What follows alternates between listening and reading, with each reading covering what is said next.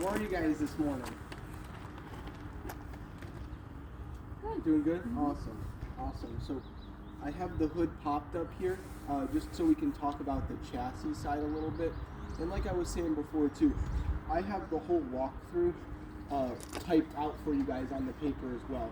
So everything that we're going to talk about is going to be through this paperwork as well. So I kind of did a step-by-step. So as we make our way up front, down the side, everything is in order of what we'll talk about. So I know it's probably going to be it's going to be a long process, like signing everything. So if you wanted to follow along as well too, whatever it is. So okay? Yeah, so that's gonna be forever. So what you tell me, is step by step you can put in the paper? You got it. So I went around the last couple of days and I put everything that I would do for a normal walkthrough, and I went step by step and kind of. The chassis side is the one thing doesn't go into a whole bunch of detail on the paperwork, just because most things on the chassis side have to be handled through Ford. So Ford handles all of their own warranties, things like that, oil changes, fluid top off, things like that. That's all handled through Ford. So he has to go to the Ford dealership. For anything chassis based. Anything under the hood. Anything under the hood, anything with the driving portion of the camper. If you take this and we basically cut the front off, that's the Ford side. Everything behind the chassis, like livable space, that's where we warranty. Okay? Perfect. So up front, this right here, I just opened this up so we can talk about it. You have that Ford Transit van. This is basically a Ford Transit van, just with a camper built onto the back side. Okay? So this right here is just going to be your engine coolant. You're going to have your brake fluid, your power steering fluid, where you fill the oil at, where you check the oil is going to be down here. So your dipstick for it, your trans fluid fill and check as well too. So your transmission fluid.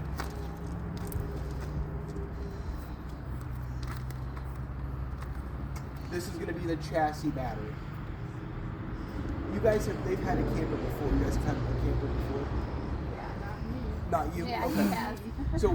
So there's going to be 3 batteries on this motorhome.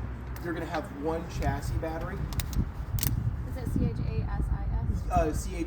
CHASSIS, yes. Okay. Or like a truck battery, whatever you want to call it. And then you're going to have 2 coach batteries, or motorhome batteries.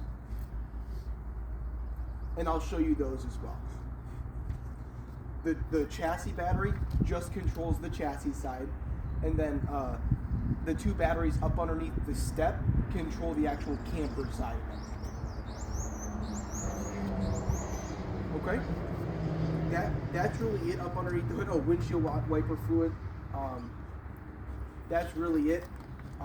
Like I said, a lot of that stuff I just run through pretty quick because that has to be handled through Ford.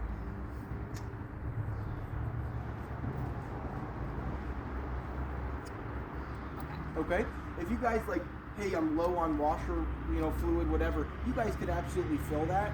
But it's just like oil changes, fluid top offs, things like that. That's a Ford side. Okay? Not that I'm aware of, at least. Okay. Yeah, so like I said, the warranty for the truck side is different than the camper side. We handle all the warranty through the camper side. So let's say your refrigerator goes bad, your microwave breaks, you can call us, we can handle that. Anything else like, hey, you get an engine light on, you take that directly to Ford. Whatever it costs, you bring us the invoice, and then we submit that through Jayco for reimbursement. Okay? Okay? Mm-hmm. Awesome. For example, Jayco installs a couple things on the chassis side of stuff. We had another camper that came in, the way Jayco installed something caused one of the sensors to go bad.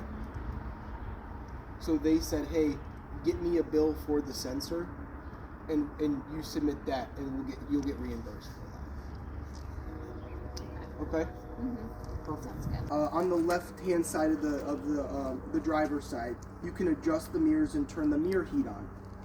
So right here, we can turn the mirror heat on. So the mirrors just help defrost those side mirrors, and then you can also adjust those mirrors as well too, just from that door panel right there.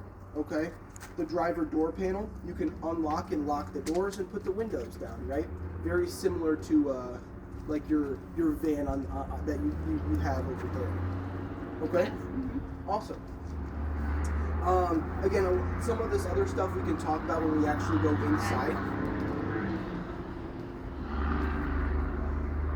But a lot of the stuff, like I said, is very, very similar to like a normal van or truck. You have your light adjustments, so you can turn your auto lights on or turn your brights on.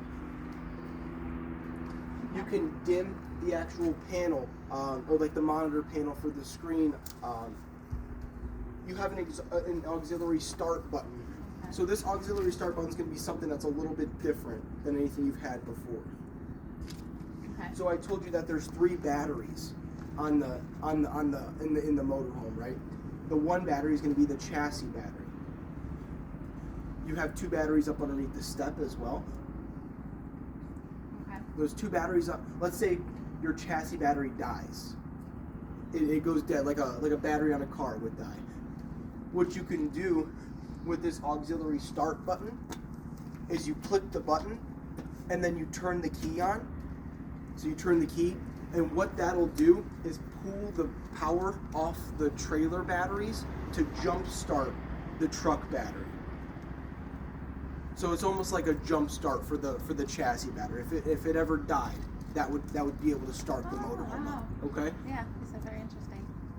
Okay? Yeah, I never heard of that. Awesome. Up underneath here as well, we can see a couple things a little bit better from here. You have your hood pop, so to pop the hood.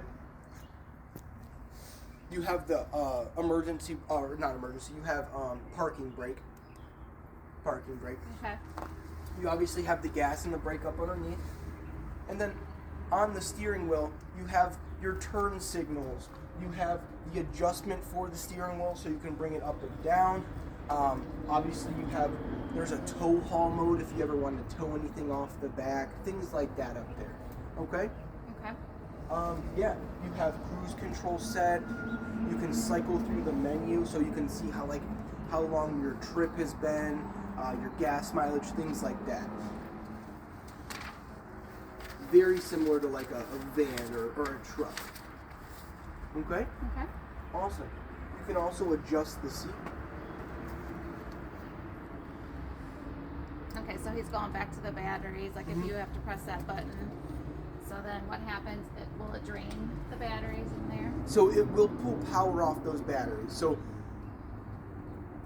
ultimately, yes, it will have a drain on those batteries, but the batteries are going to get a charge from the vehicle running. Okay? And then we can talk about it a little bit later as well, but you also have that onboard generator. So that generator, if you have that going on, and we'll talk about that, if you have that on, that'll also charge the batteries as well too. Okay. It'll charge the batteries on the truck side and on the motorhome side as well. Okay? Mm-hmm. Awesome. You being plugged in as well. So if you're plugged into power, that will also charge those batteries up for you as well too. Okay? Okay. Awesome. Awesome. Everything's making sense so far? Okay, Yeah. perfect. Yeah, like I said, we can talk a little bit more about it when we go inside. Some things are just a little bit easier to see from out here. Okay? One thing that you were a little, you've never had like a generator before, so it's the one thing that you were a little like not sure about. Okay. So the generator is super, super easy. Okay? We come down here, we can pop this open, flip this over to the open side, and this whole entire grate just pulls right off. Okay. Okay? I can't walk. That's okay. Me. She's taking video. Over here, this is your start and stop button. Okay? You can start this generator from out here, or you can start it from inside as well too.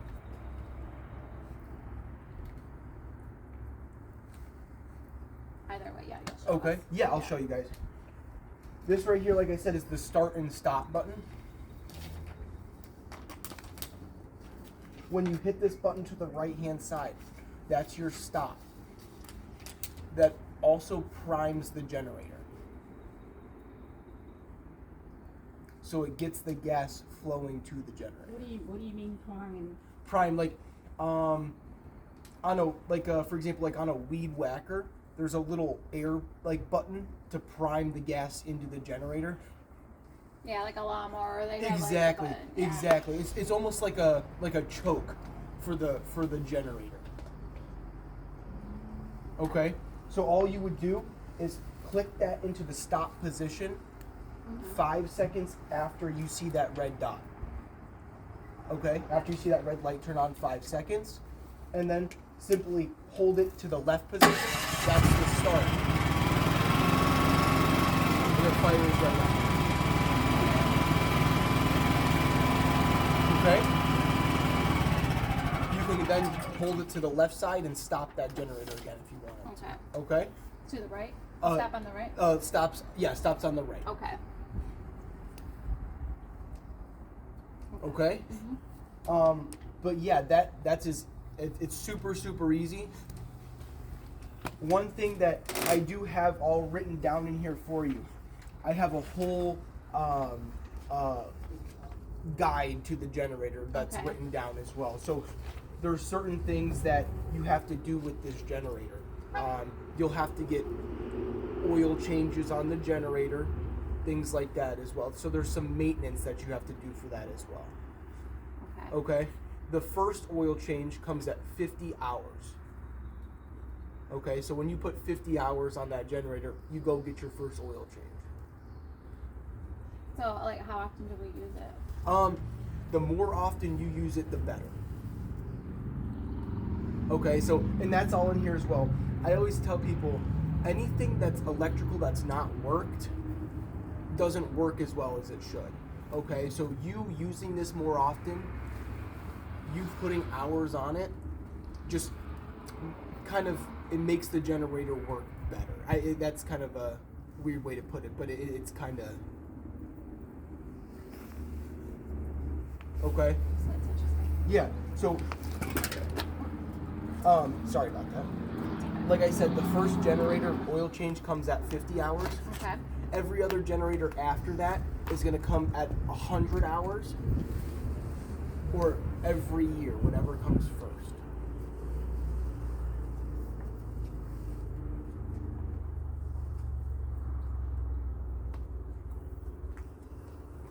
So he said if they park it at the campground right now and don't use the generator, he should be using it. Yeah, at least a couple times a month for a couple hours.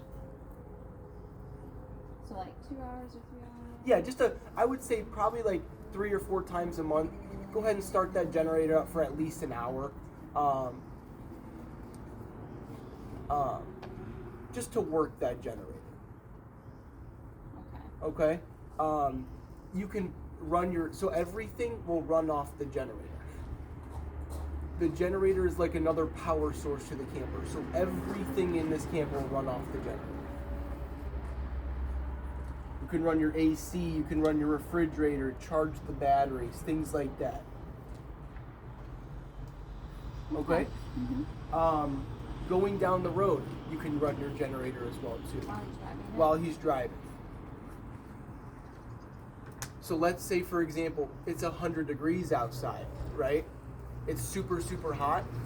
The chassis obviously has AC and heat, but if it's 100 degrees outside, the AC on the chassis side is not going to keep up cooling down the entire camper. So you running the generator would give you the ability to run the actual AC on the motorhome side going down the road. Okay, that makes sense?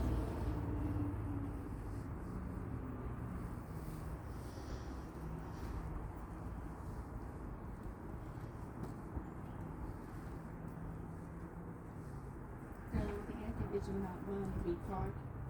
It will run if you park. Yes, it will run. It will run.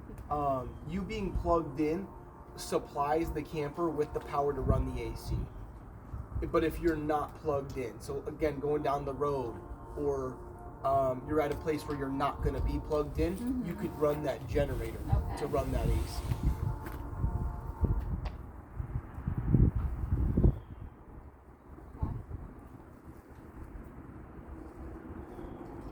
So he said, like, if there's not anywhere to plug it in and you're sleeping somewhere, he can run it for 8 hours. You got it. The only thing with it is it runs directly off the gas tank for the motorhome. So the same gas you use to drive is the gas that you're using for the motorhome or for the generator. Yeah, he said he has to make sure it fills up the gas before he uses it. If you don't have over a quarter tank, your generator won't run.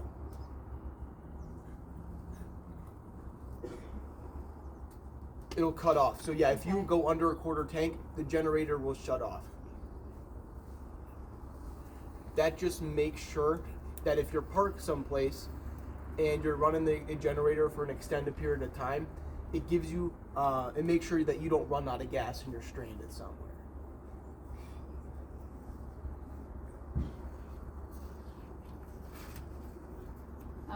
Okay, that makes sense? Yeah. Awesome. Oil changes on the generator are handled through a specific company as well too. Those are the only two things that we can't handle is warranty on the chassis and anything warranty based through the generator. What's that for? It's through Onan. So it's a ONAN. And then it's on here. So Cummins makes the Onan generator. So it's handled through Cummins and Onan directly. Okay. Okay.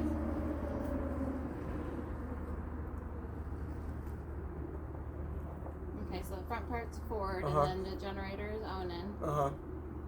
And where does he go for Onan? So the closest place around here is going to be in Bedford, Ohio. And then are there places, like if he's traveling, there's different like places he can Yeah, find so one? anywhere that's a Cummins authorized dealer or service center can handle that. So there's some specific generator companies that are certified to work on the generators. Okay? Make sense? Awesome.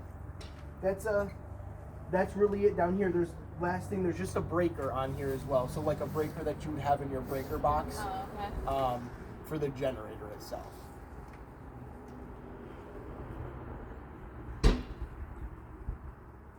It's called circuit breaker. Oh yeah. Okay? There's just the one. Okay?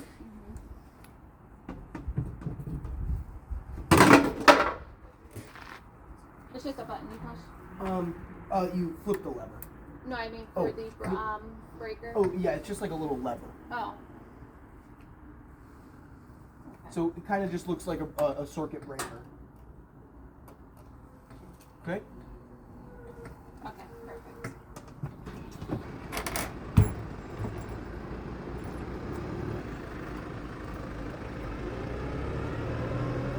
Okay, so there's nothing to do in there, just, whatever you're taking with you. Okay? This has your power cord in it. So your power cord is hardwired into the camper. Okay? So all I did is take the power cord out of the compartment, come plug it into the outlet of the camper. So exactly like the camper that you had before. Okay? The camper... For electric. Yeah, for electric. To run your big appliances, your microwave, your AC, things like that. So he said now if he gets to his campground, that's the first thing. He'll just plug that in. You and got then the generator, he doesn't have to bother with that since he's plugged in. You got it. You got it.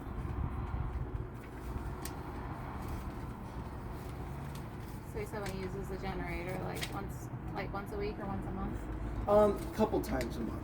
Couple times. Like 2 or 3 times a month. And then for a couple hours.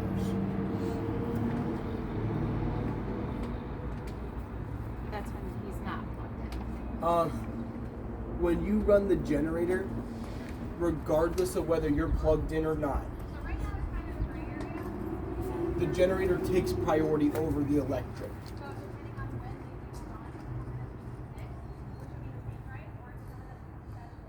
So anytime you run the generator, regardless of whether you plugged in, you will run off the generator if it's on. If you don't run the generator and you're plugged in, you'll just run off the electric at the campground.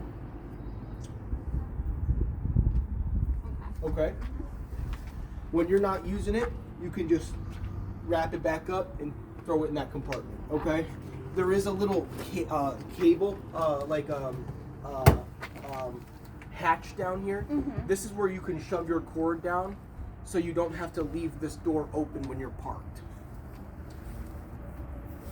Okay. Okay, so you just put the cord down and then you just plug it in and then... It's like a little hole. Yeah, it's just a hole down there.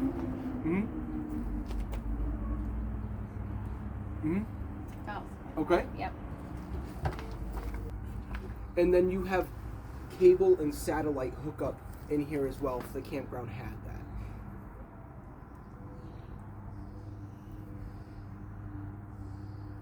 Okay. Okay? This right here is an adapter that we provide for you. This gives you the, let's say this was going to be parked in your driveway at home. This just gives you the ability to plug it into the outlet at your house. Okay. Okay, because you probably don't have 30 amp hookup. So you just plug it in at your house. You probably will not be able to run the AC off the power at your house. Okay, it just pulls too much power. Okay, but if this is in your driveway and you want to run the AC, you could turn the generator on and that would run the AC. Okay. Okay? Mm-hmm. Awesome. Everything's making sense? Okay. Yep. The little black low point down there, that's the drain for your fresh water tank. So if you're going to a place that doesn't have water hookup, I'll show you how to fill your fresh water tank. But whatever water you don't use, you just drain out right through that little that point down there. Okay. Mm-hmm. So on the other camper had something probably similar. Yep. Yep. Okay. The next compartment is just another storage compartment. Okay. Do you have a slide out on the other camper? Like where this pops out? Mm-hmm. Yes. Okay. You have that before. So there is a little bit of maintenance that you have to do with the slide out itself. Okay. The seals around the slide out. Watch the please. The seals, the black seals around it, they have to be conditioned. Okay. Okay. So it's a specific conditioner that we sell. It just keeps them lubricated. It's like a spray. You got it. Yep. They're a rubber material, so kind of like your tires can dry out on your car, these can dry out as well too. Okay. So if you keep them conditioned, it just prolongs the life of those seals. Okay. Yeah, I do. Yes. Yep. You don't have to lubricate this slide, okay? So there you have two slides. You'll have to condition all of the seals around it, but don't lubricate the actual tracks. Okay. Okay.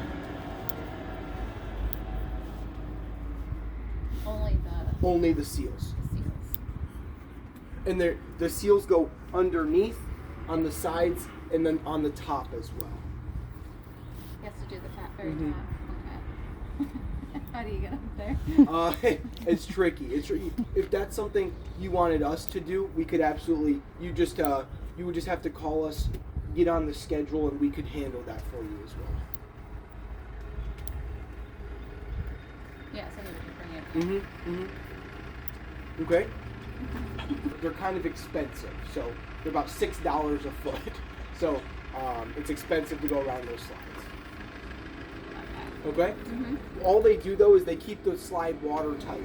So when the slide's all the way in, they push against the seals.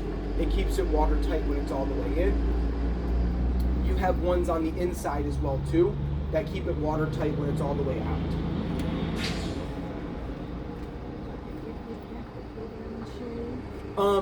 This right here, that's your slide topper. So the slide topper helps keep like branches and leaves off the top of those slide outs. Okay? If you guys are going to be parked permanently, so you're going to leave it at the campground, what I would do is if you get a really good rain, I would bring that slide in because those slide toppers can hold a little bit of water on top of them. So if you're at the campground and it rained pretty good, when it's done raining, go ahead and just pull those in real quick, and you can put them right back out, and it'll drain the water off those toppers. You just have to pull it in for a little bit. Yeah, for just until it gets in there, and you can put it right back out.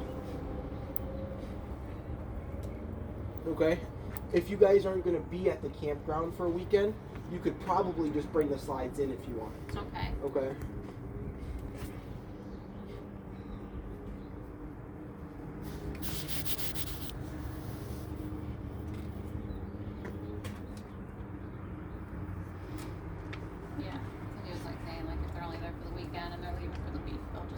Yep, that's what I always tell people. It's a good rule of thumb. Okay? Awesome. This right here, yeah, watch the cord, sorry. The city water connection. So this is going to be if you have water hookup at the campground. Okay, so at the campground you're staying at, you probably have a spigot, you put your hose in, and then you just connect the water to it. Yeah. Okay? The one thing with the motorhome is this isn't just the city water connection though. So this lets all water into the camper. Okay? It's all controlled through these levers. So there's levers in this compartment right here. And they're labeled to tell you what they do as well. I have that all in here as well too to tell you what every single thing does. I'm sorry? What number? What page? It's gonna. Okay, and we're gonna run through that. Okay. Bottom. Those three levers, or the two levers, have three positions they could be in. Lever 1 is position 1, 2, and 3. And then lever 2 is position 4, 5, 6.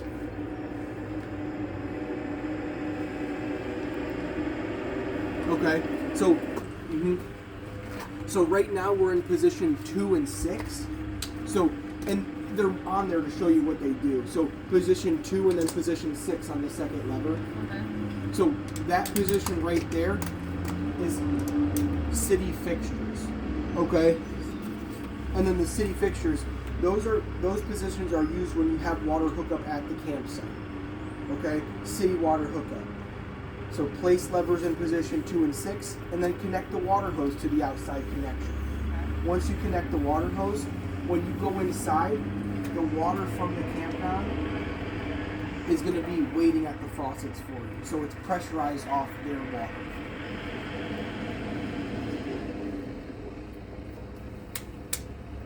So is it only city water?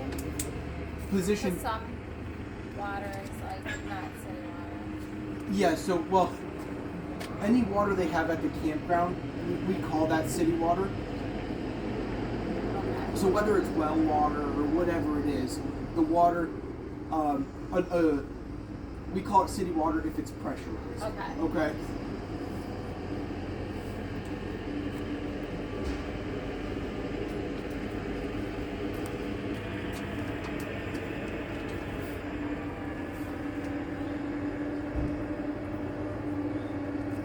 Okay. So the next position is position 1 in 6. Okay. Okay. That is city fill tank. Okay. The city fill tank. These positions are used when you want to fill your water tank up. They're filling your water tank off of a water source.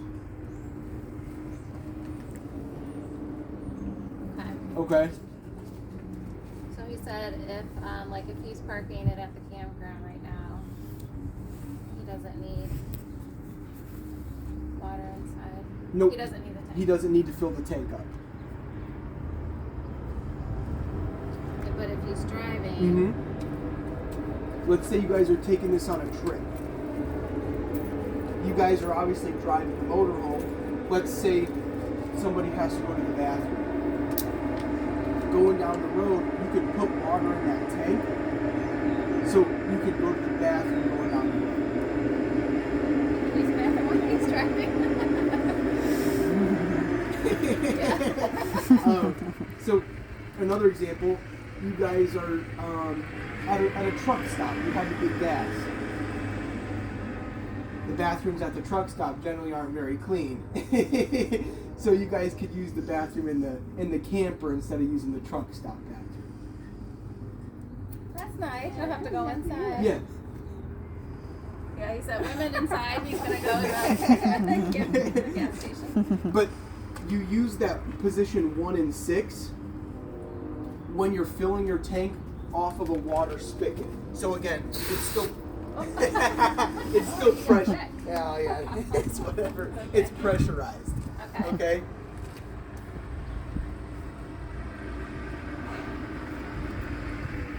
The reason I make that clear is because in the next position 1 and 4. Which one's 4?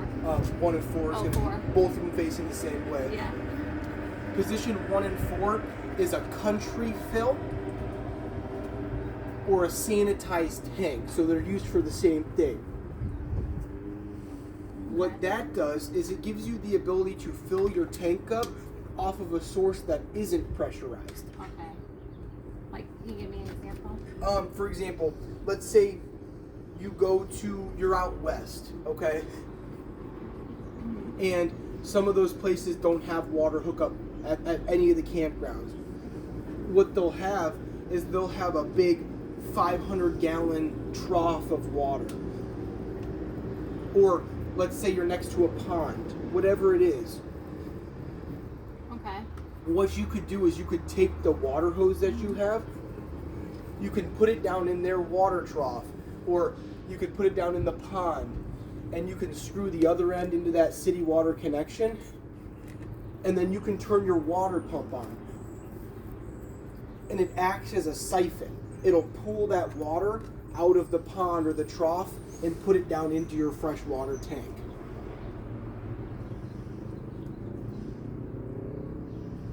Okay. So let's go back to the first Yes, one. please. So 1 and The first one was For this one? 2 and 6. 2 and 6. 2 and 6 are the first one for the city fixtures. Okay. 2. So 2 and 6 is if you're hooking it up to the campground. Mm-hmm. Yes. To make sure that is at 2 and 6. Yes. But if you're somewhere they don't have that, like they have a pond, you're gonna do 1 and 6. 1 and 6 is going to be. Oh, I got it wrong. Yeah, no, you're okay. 1 and 6 is going to be you're filling it. This is in your driveway. You take your garden hose. Oh. You fill up the water tank off of the garden hose. Okay. 1 Okay. and 6. Okay. Now 1 and 4. So 1 and then 4. Oh yeah. So they're both in the same direction. That no. 1 and 4.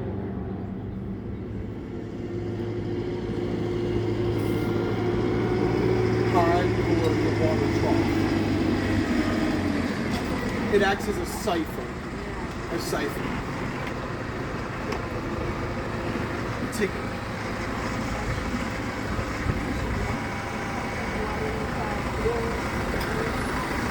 The sand is the other side. So let's say you have water down in your water tank and you left it there for a while. It can get kind of gross, right? The sanitizer is just something to clean that tank out. But you put it down into your tank the same way. So you have a jug or you have water that you're trying to get into the tank, but the water is stagnant. It being stagnant, you have to have some way to get it into the system and down into that water tank. You would use your water pump to do that. So that water pump siphons the water out and puts it down in your tank, regardless of whether it's water or sanitizer. So how do you dump the dirty water? With that, the black piece down there. Okay. It'll come out? Yeah, it'll drain out. Okay. Do we have to buy the sanitizer? Yeah. If you wanted to sanitize it, yeah, it's like a specific. It's safe to ingest if you had to, right? Like if there was any left in there.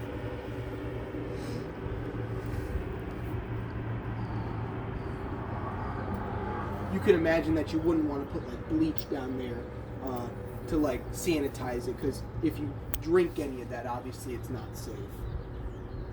Okay. But so those two, either 1 in 6 or 1 in 4, will get water down into your water tank. Okay. Regardless of whether you were doing it off your garden hose or doing it off of a pond, whatever it was. If you put in the sanitizer, is it safe to drink? I wouldn't drink it, but you if you had any left in there, you could. It wouldn't hurt you. Okay. I don't know about that. If you don't leave water, like if it doesn't get, like the water doesn't get gross in there, you don't have to sanitize it. Okay. You have to bring in the water bottle. Yeah, that's what I do. Yeah. You can flush it out though. You could flush it out. When you put the sanitizer in, you could flush that out by just running the water. Yeah, so sorry, I missed that. But yeah, you just leave it down there to clean that tank out, and then you just open the faucets and pull all that sanitizer out. Oh, okay. Okay. Awesome. Sorry about that. No, you're fine. Position 3 and 5. So position 3 and 5, they call that normal. What that does? It's all in here, right? You got it. Yep. Position 3 and 5. Mhm. Mhm.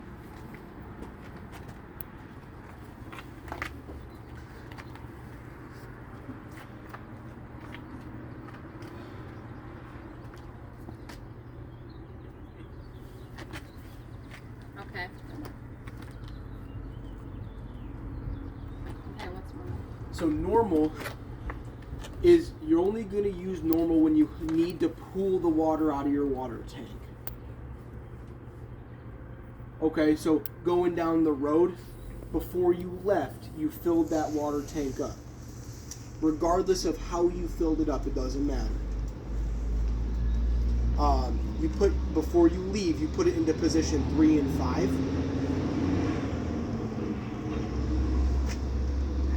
Yeah, no, sorry. Position 3 and 5. What that does is when you turn your water pump on, it will pull the water out of your water tank. Okay, so that's how you get the water from your water tank to the faucets and fixtures. Okay, so we'll go through it one more time to where we've gotten so far. 2 and 6 are going to be, you're using the water at the campground. Position 1 and 6, so position 1 and 6 are going to be, I'm filling up my tank off of the garden hose. Positions 1 and 4 are going to be on filling up my tank off of water that's not moving. It's called country. Yeah, country fill. Country fill. I pool that water, I siphon that water into the tank. And then 3 and 5. So position 3 and 5 is going to be how I get that water that I put down in my tank out of the tank. Okay, so I put it in position 3 and 5. I turn my water pump on, and then I can pull the water out of that water tank. I feel like we're cheerleaders all Okay. Is it filled up yet or no? It is not. So when he gets to the campground, then he's going to put it on 2 and 6. Yes. Yep. Everything is done through that city water inlet, though.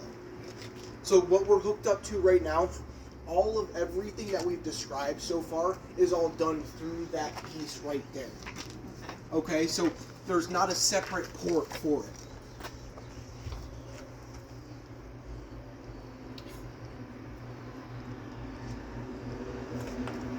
Those levers change where that water is going to.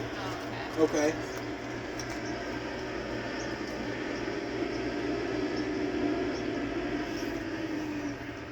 That's why you can do 3 different things, changing those levers all through that port right there. Okay?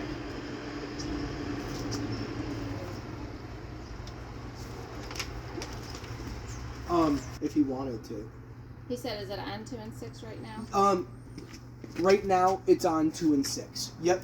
So I can move these around. So if I wanted, let's say I wanted to fill up my water tank, if I put it into 1 and 6, you can hear the water moving now. It's starting to fill up that fresh water tank. And the drain's open, so it's just gonna start coming out. Okay? He can't hear. Yeah, I know. We're talking to her, Yeah. sorry. You can't hear. Yep. Okay?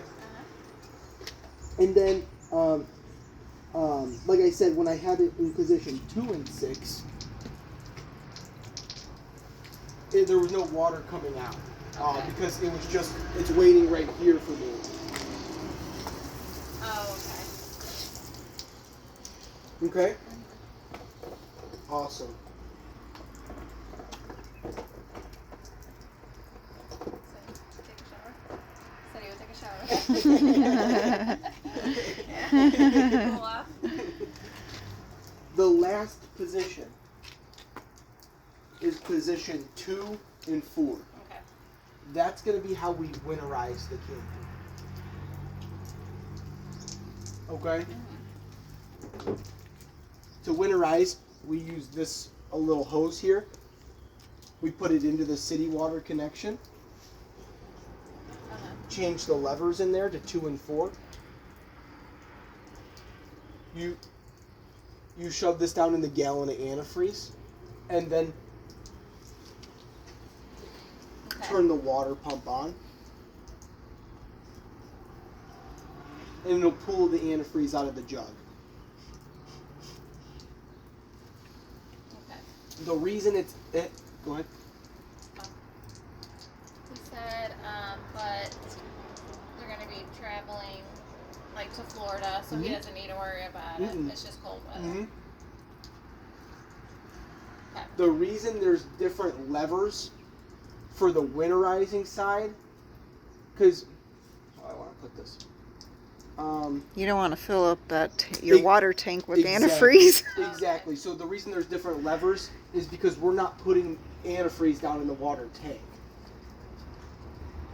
It's just filling the water lines of the can. Okay.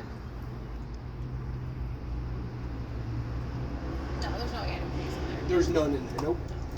Okay. But if you needed it. Okay. Okay. That's it with the levers in there. Okay. Like I said, it is all in here as well too.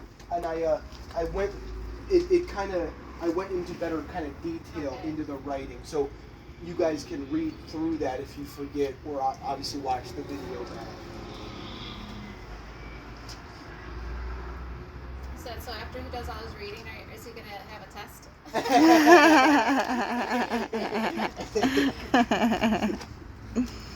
There's a couple more things over here. So this was just the water port side. Okay. This is a black water tank flush. What'd you call it? A black water tank flush. So what that'll do, it'll clean out the black water tank. Okay. Okay. He's had a camper before, so you know that sometimes those sensors in that black water tank don't like to read right. You get a little bit of toilet paper stuck to one of those sensors, and it's going to read fuller than what it actually is. This will help get all that stuff off the inside of the tank. Oh, so he puts this in here Mm-hmm. to clean out the tank. Mm-hmm. Right. Yep. Yep. Okay. Okay. The only thing when you use this, the valve down here has to be open. This one? Yes. When he uses this. Yes.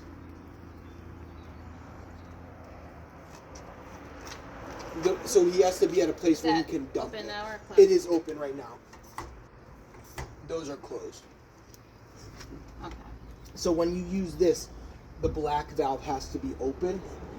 The reason is because the water's filling up that black water tank. So if you walk away from it, you can flood the inside of the can. Okay, So he has to always make sure that's open. So he just has to be at a place where he can dump this, because there is going to be like sewage coming out of that. Okay, it just kind of helps get all that stuff off the inside of the tank. Do you recommend him having the hose connected? Yeah, the hose will have to be connected. So you'll have to be at a place where you could dump it. Yeah. Yeah, that's what he was saying. Like a hose. We'll turn that on there, and then that hose will be down into like a dump station. Yeah. Or like a septic, whatever it is. Okay? Okay. I'm reading the instruction right here for Uh-huh. the gray and the black water. It said at least dump 5 gallons down to the toilet. Yeah, so we're going to talk about that right now, actually. So with the black water tank, even if you're at a site where you have a hose into a dump station, so we call it full hookup, where you have the hose down into the dump station, always leave this valve shut. Okay? The black valve. Leave it shut. Okay. Okay? The reason is because when you flush the toilet, it's gravity fed. So the water doesn't flush out like at your house. Okay? The reason you have to put 5 gallons of water down in that tank is to get, because it's going to be shut. So the 5 gallons of water gives you a barrier for your waste to fall into in that tank. Okay. So it always has to be filled with 5 gallons of water.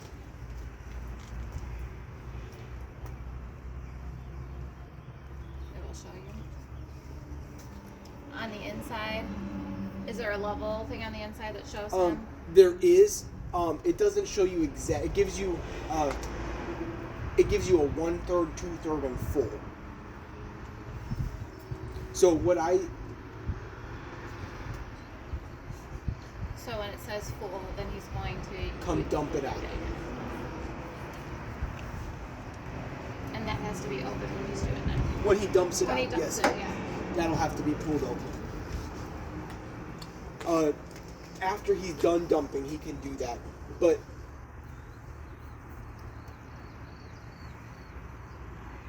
Yeah, so he's gonna have this here. He doesn't have to. Oh. Okay, so with the black water tank, before you put any waste or tissue down into it, have this push shut. I use a milk jug, like an empty milk jug, and I dump 5 gallons of water down my toilet.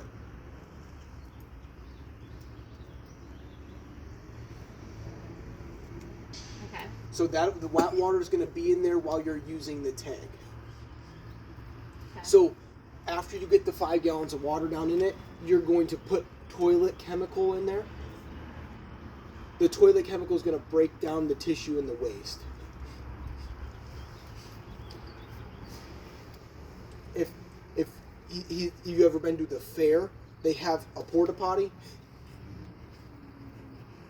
They have water down in that porta potty, and then they have a chemical down in there as well. Yeah, like This, blue you got it. Yep. This is your camper toilet is basically a porta potty, but instead of somebody else dumping it out, you're dumping it out. Okay. Okay, so that chemical that you put down in there breaks everything down. So when you pull this valve open, whether you're leaving the campground or the tank is full, you go and you pull this open. That chemical that was in there helps break everything down, so everything should come out more liquefied. You don't get clogs. Yeah. Yeah, he said he knows that. He always poured on it. And he said, what, 5 gallons? Mm-hmm. 5 gallons. Oh.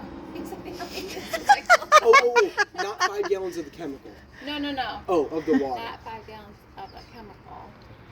5 gallons of water. Okay, and then, so he's putting 5 gallons of water. Yeah. 5 gallons of water in the toilet. Okay, and then the chemical is how much? On the bottle it'll tell you. Okay. I thought you meant you pour a little thing of water. He's like, no. He was talking about the chemicals. Yeah. Okay. Just, it doesn't, like, generally it's like 2 to 4 ounces of chemical. Okay. Yeah, And then you the know. 5 gallons of water. Okay. They have pods too, don't Yeah, they? they have the pods. There's little, like, they look like a Tide Pod. Hmm. Yeah. Yep, they have those as well. Oh, that's nice. Okay.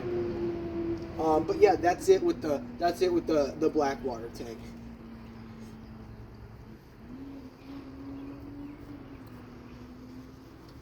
Okay, so I think he's going back over it.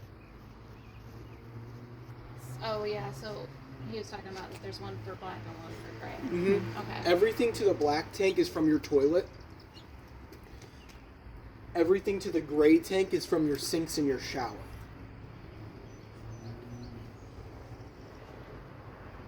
So he said he pulls it out to drain it. Mm-hmm. So he can do the gray one and then do the black one, or just pull them both out. I always pull the black water tank first. I let that drain out completely. And then I close it up. And then I pull the gray tank, because it kind of finishes pushing everything out of the hose. Okay. So you said that he does the black one first. Is he putting that hose onto this bottom one? We're good. He never has to use the black water flush if he doesn't want to. It's a courtesy. Yeah, Oh. it's like Meaning you don't really have to use this? you Yeah, don't- it's you like don't- an upgrade. Yeah, Oh. like I don't have one on my camper. What it does though is helps clean it out a little bit better. Okay.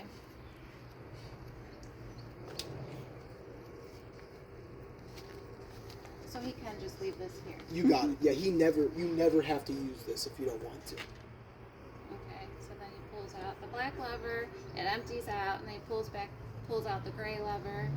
Okay, so first you pull out the black one, empties out, and then push it in. Okay, yeah. Mm-hmm. And then the gray one. Mm-hmm. Yeah.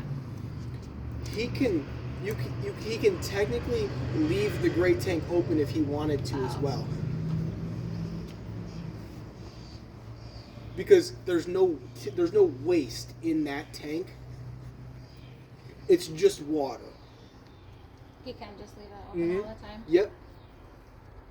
So he said when he parks it at a campground, he can just leave the gray one open, but the black one's the one that he has to make sure it's. Campgrounds don't. If you don't have a hose into a dump station, if you don't have full hookup,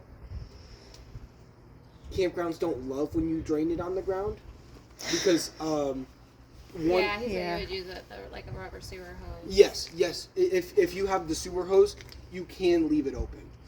The gray tank. The gray tank. Because it will fill up a lot quicker than the black tank. Okay.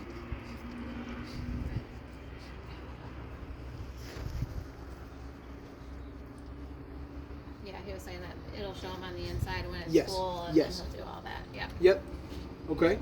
That makes sense. Okay. Cool. Just unleaded fuel only, so.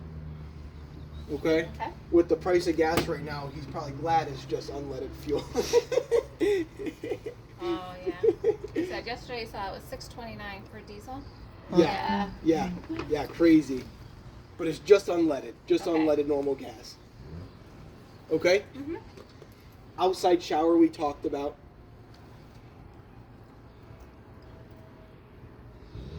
Yep, just outside shower. And then you can turn your water pump from out here as well. You can turn it on from out here. Where is it? Just a little button. Oh, I in see. here.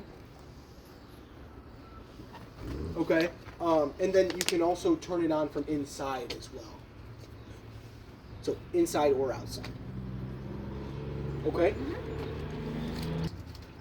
You're going to get another set of keys when you go inside. The chassis side has the forward key.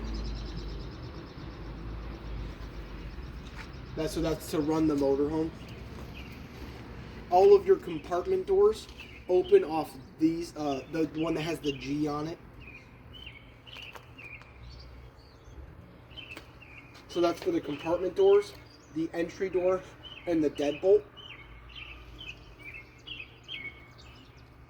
Glove? Glove compartment? Glove compartment doesn't have a key.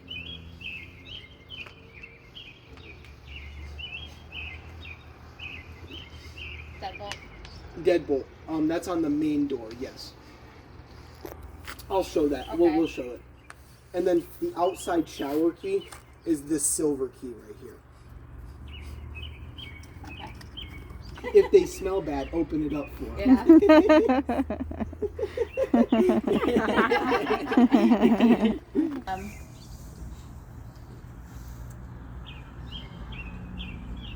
Okay, so when you're draining the black holding tank, what's the lever gonna be at? Or? The levers have nothing to do with the black water tank. That's just the fresh water into the camper. Okay, yeah. Okay? Yep.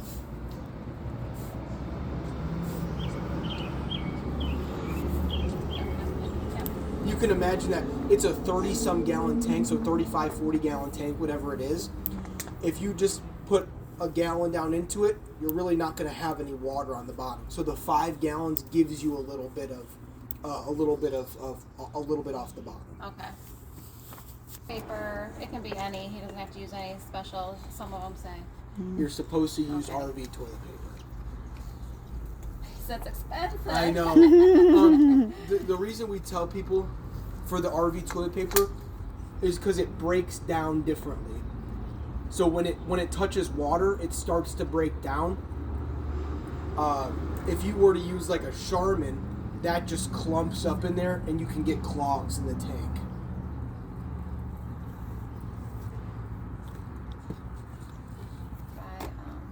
Can you buy just cheap toilet paper? You're not. I just tell him what he should do. You don't have to, but if you do get clogs, then it's hard to get those clogs out of that tank. It's expensive. Yeah, it's Several expensive. $100s later. It's cheaper to use the toilet paper than try to get the clogs out. Our techs don't like to do those jobs.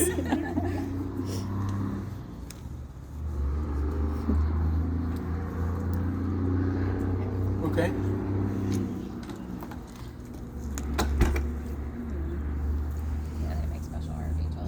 Yeah. to dissolve. Yeah, like if you had a septic tank at home, they tell you to use specific septic tank toilet paper for that as well. So same kind of idea.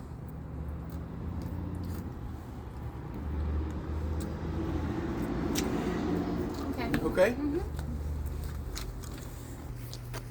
We're going to get them a 45-day tag today.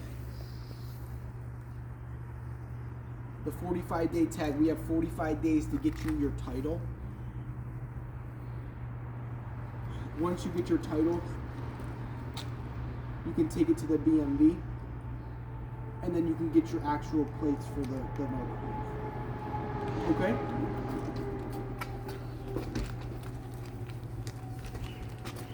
This is just the storage compartment on the back side.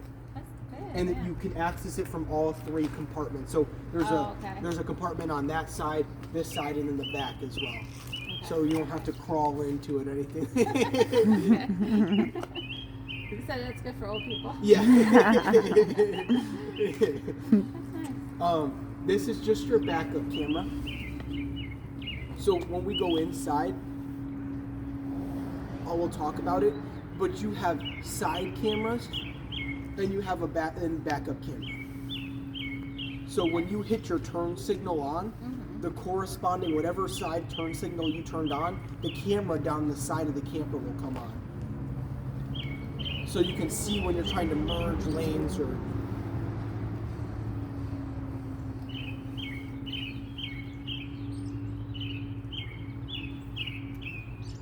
Okay, you're home as well too. Yeah. Okay. So And you said that you had talked about there were like some different ways, 3 different ways to tow a car. Like if you were to tow her car. you could flat tow it.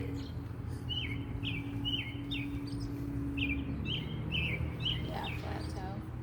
You could put it on a flat tow, or you could put it on a car dolly. Car dolly.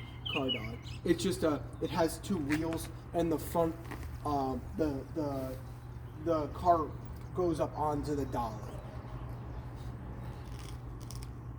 And then there's one that's a 4-wheel. No, just the car dolly. That's the 2 wheels, or the flat tow. The flat tow has the 4 wheels though. The flat tow is your car is just basically on all 4 wheels getting towed behind the motor. Oh.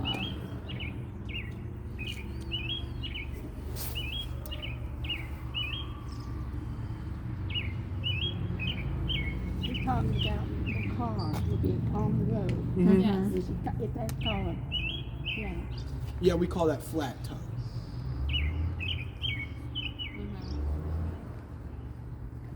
He says that's a little bit cheaper than doing The car dolly. Yeah. It is, and the car dolly it's a pain in the butt. it's hard to use. It takes a long time to get it hooked up, and then there's always something going on with the car dolly. Yeah, he would probably just rather do the flat. The only thing is, whatever car you're looking to flat tow, you have to call the dealer to make sure it can be flat towed. Certain cars can, and certain cars can't be. Okay. Okay? So that's interesting. Okay. Yeah, so just something with like, I forget what it is. Like 2-wheel cars can't be flat towed or something like that. There's certain stipulations to tow it.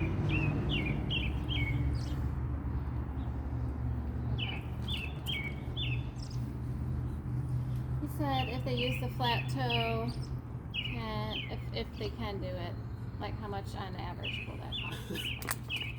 We'll have the parts department give you a price for it.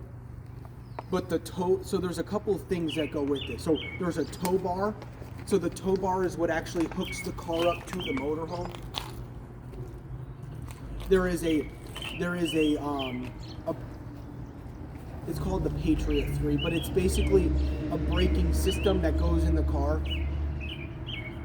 So when you hit the brakes in the motorhome, it'll send a signal back to the car, and that piece will apply the brake in the car side. Okay. And then there is also a base plate. The base plate is what gets mounted to the front of the car that tow bar hooks up to. Okay. Okay, so the tow bar generally is the same price, like it's just one price. The base plate cost changes depending on the car.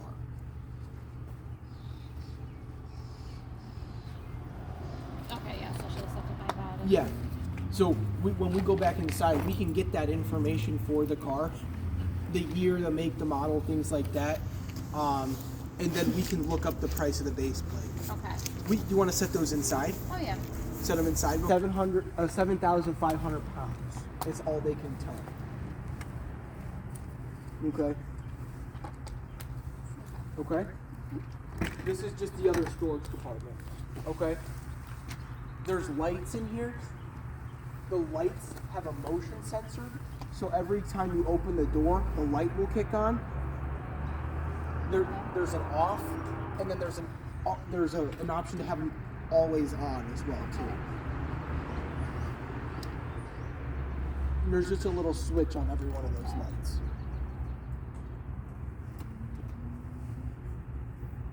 Okay. Okay. This right here is a propane quick connect. Okay.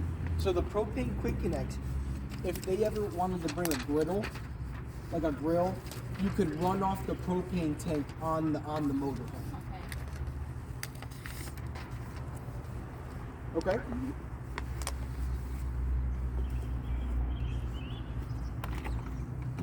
This right here is just another storage compartment, but you also have 2 low point drains in here as well.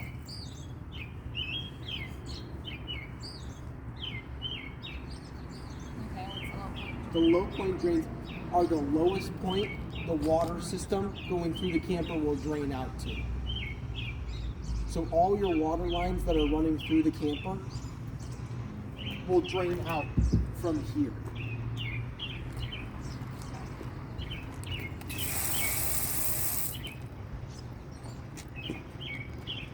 So when we winterize it, if you had to winterize it, if you're going to Florida, it doesn't matter.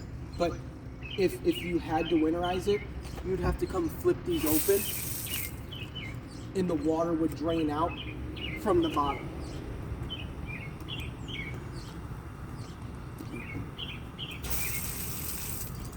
Okay, and then there's 2 because there's a hot water side and a cold water side. Okay? Cool? Mm-hmm. Awesome.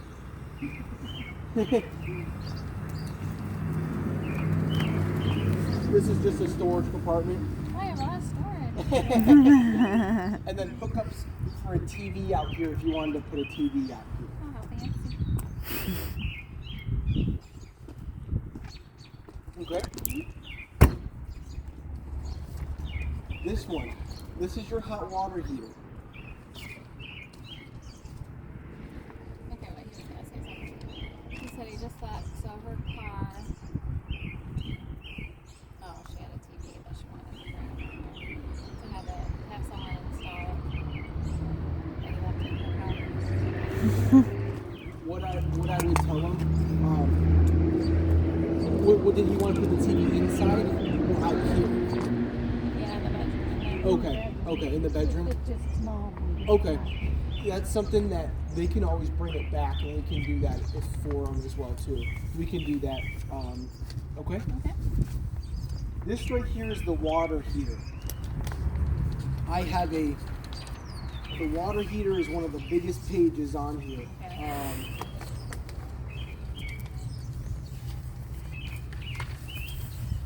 So there's a lot of Okay. There's a lot of information. So under the door exterior wall or door side exterior wall, information is because you're going to use it a little bit differently than how you use the water heater at your house. Okay. Talk about how to use it. Okay. When we open this up, there's an on-off switch in here. Okay. So the circle position is off. The line position is on. Okay. Okay? So this will have to be turned on if you want hot water. After you turn this on out here, there is going to be a panel inside that also has to be turned on. So it has to be turned on from 2 different places to get any hot water.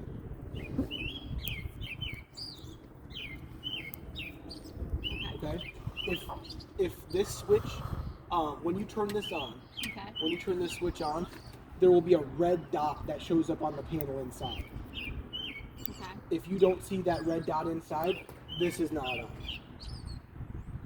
Okay? Okay. The other thing out here is a pressure release valve.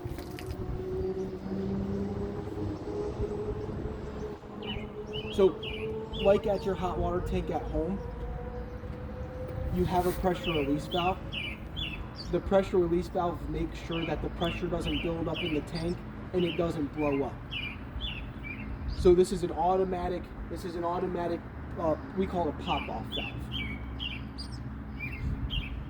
What it would do if the pressure built up in that tank, it would kick itself open, release the pressure so it didn't blow that tank. Oh. Yeah, you did it, but it will do it itself. It'll do it automatically. The thing, this isn't a tanked hot water heater. It doesn't have a tank to it. It's tankless. Yeah. Okay. So this really isn't doing anything because there's no tank to it.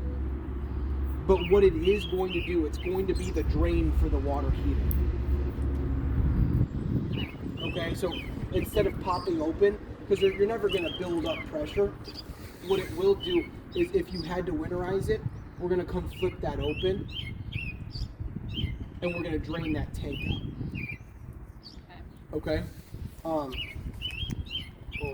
Otherwise, he doesn't need to touch it. Nope. If Nope. you're going to the floor, you don't need to worry about it. This hot water heater, like I said, is tankless. It runs solely off the propane. So there's no electric heating to the tank. Okay?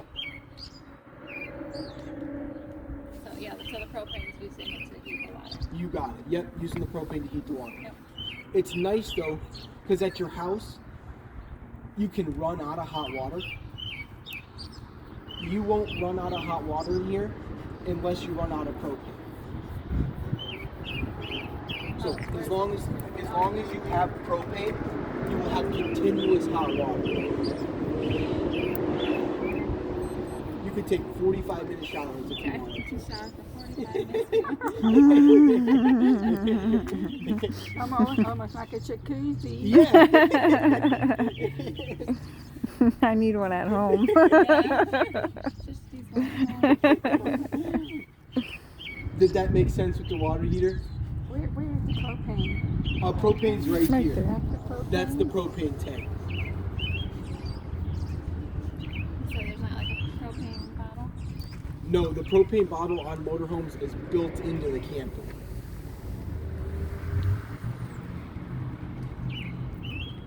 So if he needed propane, he'd have to go take the motorhome and get the propane tank filled up.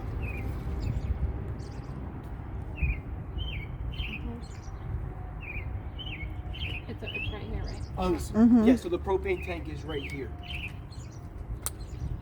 The yellow or the black? Where is he get? How does he get it filled up? It's a So cylinder. this right here, Yeah, it's shaped like a propane tank. It's just built within it.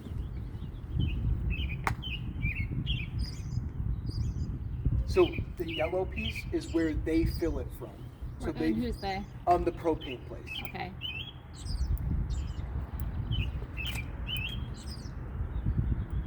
Yeah, he's so used to like, the Yes, yep, used to the tanks. yeah, it's different how it's built in. Yeah. Okay. So yeah, he will have to take this to get it filled It's by for a our propane place. safety. Okay. Yeah, so you don't have to lift anything. No. So I said you'll have to drive it to get it filled up though.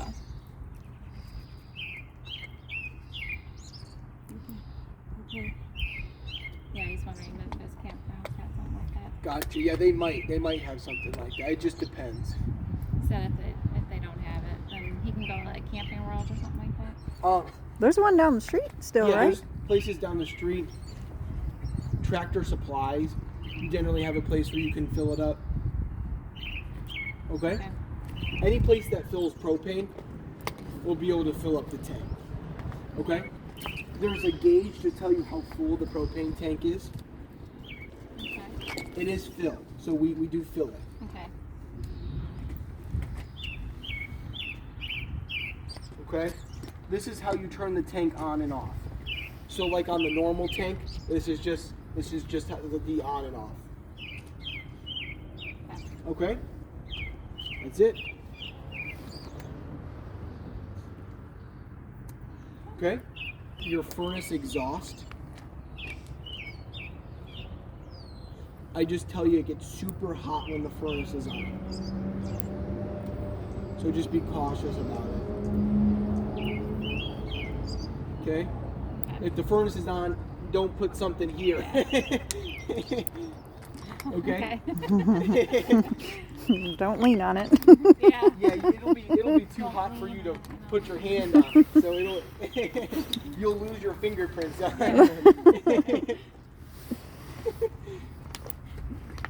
Just storage. Okay? In here, speakers. Speakers for the radio. Okay. Okay? Storage in here, and then you have solar panels on the top of the roof. Okay? Those help keep the battery charged up. Just off the sun. Okay? In here is your solar controller. It controls the solar panel. There's nothing you have to do to it. If something isn't working, it will have like lights that light up on it. Like it's basically an error code that'll come up on that solar controller. Okay, but we generally don't see any problems with the solar. Okay, situation where the seat moves around, glove box, everything like that. Okay, the entry door. The step retracts when you open and close the door. So you open the door. Oh, yes it didn't. Oh. Step will There come we out. go. Okay, they both Okay. have to be open. Yep, both have to be open. When you close it, the door will, the step will shut. Okay. You can turn this step off.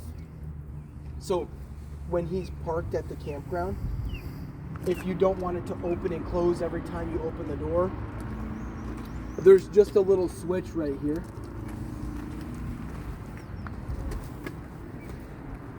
If you turn it off, the step will stay out. Okay?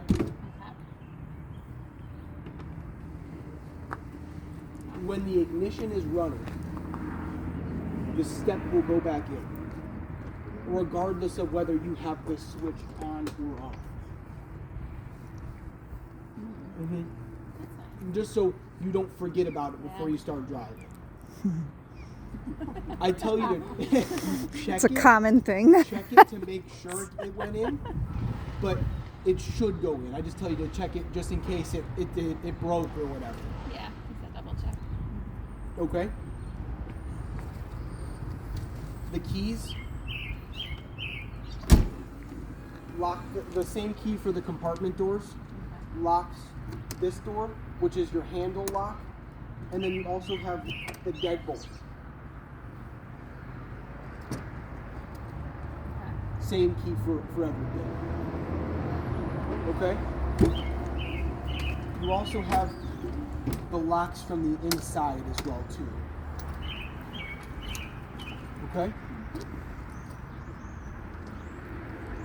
Everything's making sense? Well, yeah, it's a lot. Yeah, it's a lot. Right now, I feel like it's information overload. It is. lot. Yes. It's I always tell people it's just a lot of information. Just the overload of the information. He said to make sure the generator, you have to use it like once or twice a week. Once a week is a plenty, yes. But run it for at least an hour. Okay? If you want to do it once every 2 weeks, that's fine. Just make sure you're using it.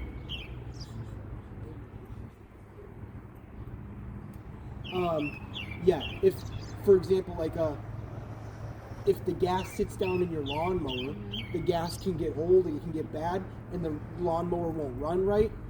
Same kind of idea with the generator. Okay? I'm just curious, how many gallons of gas? That's a good question. Up front, they'll know how many gallons it'll take up front. Yeah, I think it's like 20 gallons, something. 20. Oh, 20. Yeah. They wanted them, Not gonna get very far, but they'll tell you up front. They'll have that. Okay. As well. Okay.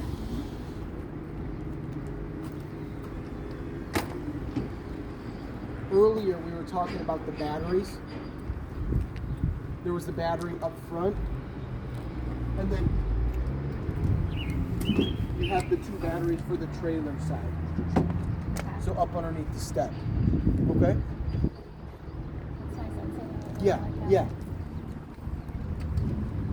These 2 batteries over here run everything 12 volt on the camper side.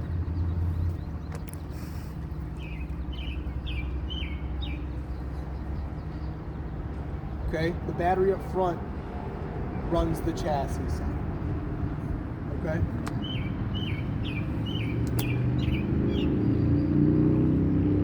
What if he's got it plugged in? Nope, it'll keep those batteries charged. There are things directly running off the batteries. Your refrigerator, your lights, slide outs, awnings, they run off the battery. But you being plugged in keeps those batteries charged.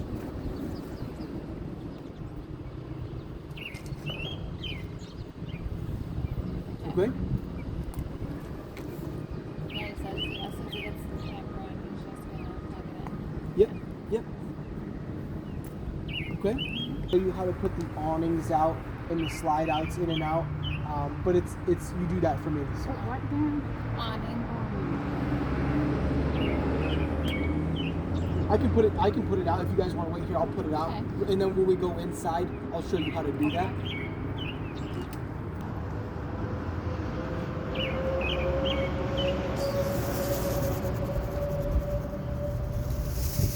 like the lights. Yes. Yeah.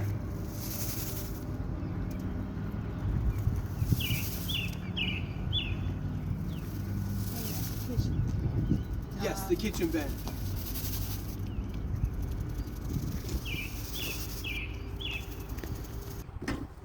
One thing with the awning, you have to be careful with wind, rain, things like that. It doesn't take very much wind to lose your awning. It's a big sail in the wind. Yeah. Okay, so if it gets windy, put the awning back in. Don't go to bed or leave your camper with it out. Always put it back in. Okay? You can pitch the awning off to one side. So if it starts to like drizzle, you can come over here and pull the awning off to one side, and it'll make sure that the water is not sitting in the middle of the fan. It'll help drain water out. If it starts to rain super hard, just put the awning back in. Okay? All you have to do is pull down on that arm. Okay?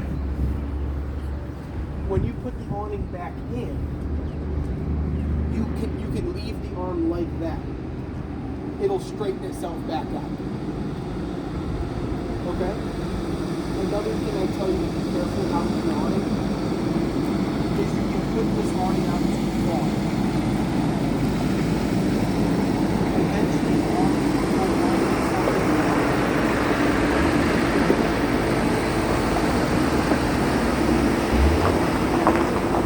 so when you see this piece flip down,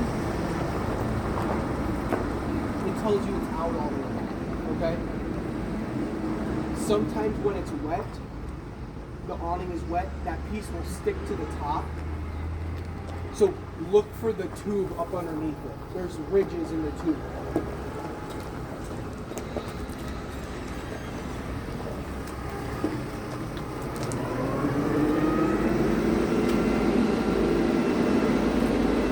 I'll put it back in real quick to show you. Right now you can't see that too. It tells you still have a little bit to go. Now when I see that tooth, then it's out all the way. Okay?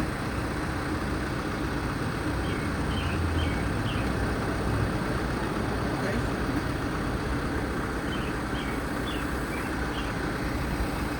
You don't have to put the awning all the way out. Just be cautious about putting it out too far. Okay?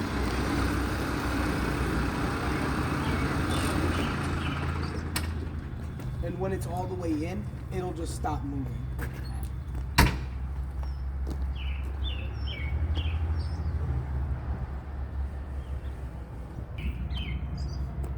And then, like he was saying, that's just the exhaust vent for the stove and oven. Okay? Awesome. Awesome. Go to the bathroom, water, Need a break. coffee, Go to the bathroom. a break. Yeah. Common sense. There's a couple of things like some of the major like controls that we're going to talk about. Okay. Let's start over here. Let me swap spots. Everything in the camper. And this is the other biggest part of the sheet as well. So it's under inside a camper. The B is the is what it would be considered on here. And there's about a page and a half of information for that. Okay, so everything that we're going to talk about right now, I've gone into describing it in here as well too. Okay, so on here, if you want to, I'll step down if you want to come look at it. Okay. Has its own individual tab as well.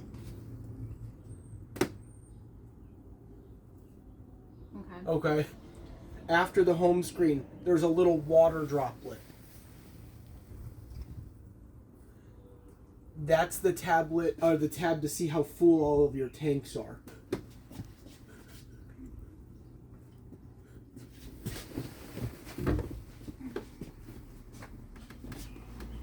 So the water droplet shows you how full all your tanks are. You can turn your water pump on from this tab as well. And then you can also turn your tank heaters on as well.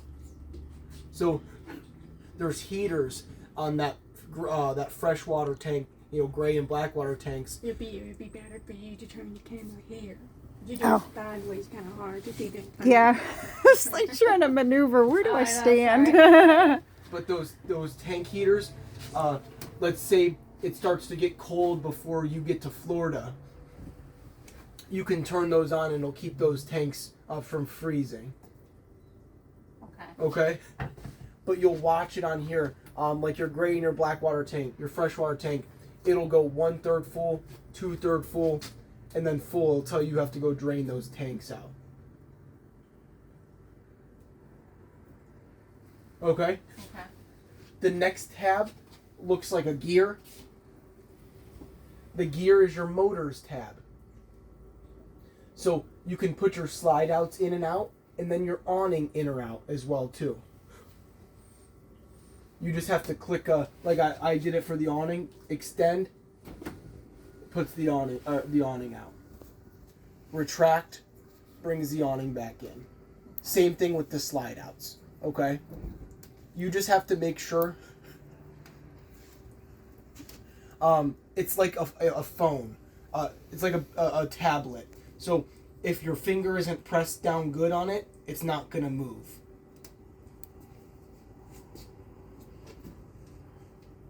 Like hold, press and hold. Yeah, press and hold.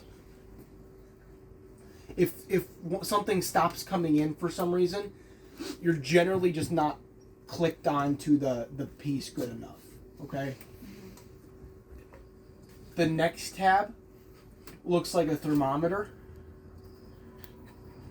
That's your thermostat for your AC in your furnace.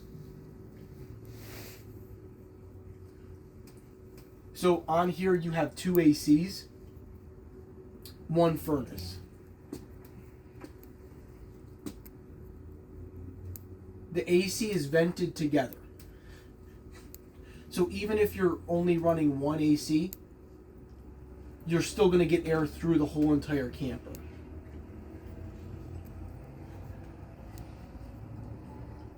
So he can just use one if he wants to. Yep. And then if he needs to. Like if it's super hot. Mm-hmm. Yep. Okay. Mm-hmm. To get it to turn on, you come here. The main is the AC in the living room.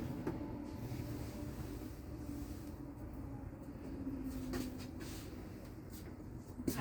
If you scroll down, the second AC is the one in the bedroom. To get it to turn on, just click it, and then you have a mode. The mode changes whether you're applying the heat or the AC. So I have to have it set higher than what it is in here to get it to kick on, like at your house. Yeah. Once I set it higher, right now it's on heat, so the furnace kicked on. Where Okay. is it at? The furnace is Oh, vented down through the whole entire camper. Okay. The intake for the furnace is going to be right underneath the stove. Okay. I can do. Yeah. Okay. I can change the mode by clicking mode. I can adjust whether I want the AC to come on or a fan to come on. So the AC, I click cool. I have it set lower than what it is in here. And the AC kicked on. Or up here. Yep. Okay. If you pop those pieces on, Alex, can you slide those little white pieces? Oh, I see. So when it's open, it'll come out of the main ceiling like that. When you close those 2 little tabs, it'll push through these white vents.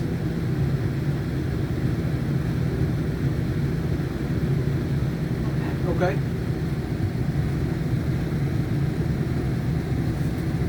You can also adjust your fan speed. So you can go from high fan to low fan. Okay? Like at your house. You can also just run a fan. The fan just cycles air around. That is on right now? The fan is on. The fan doesn't give you any cold air. It just circulates.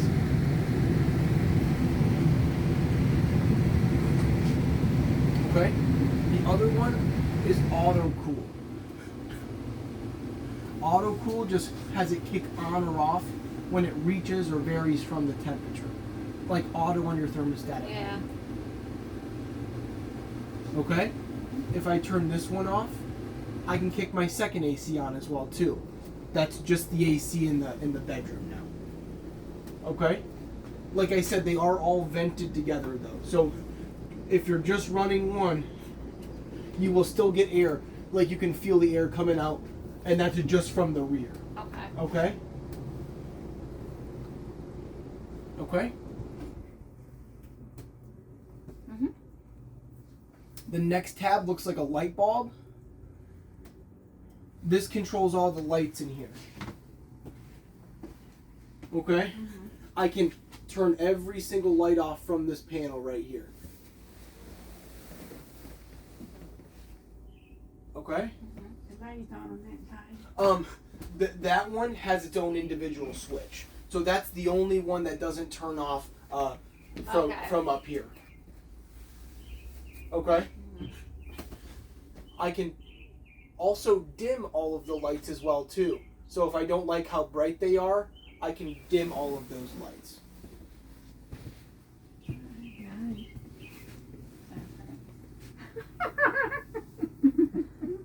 Okay? The next tab is a sensors tab.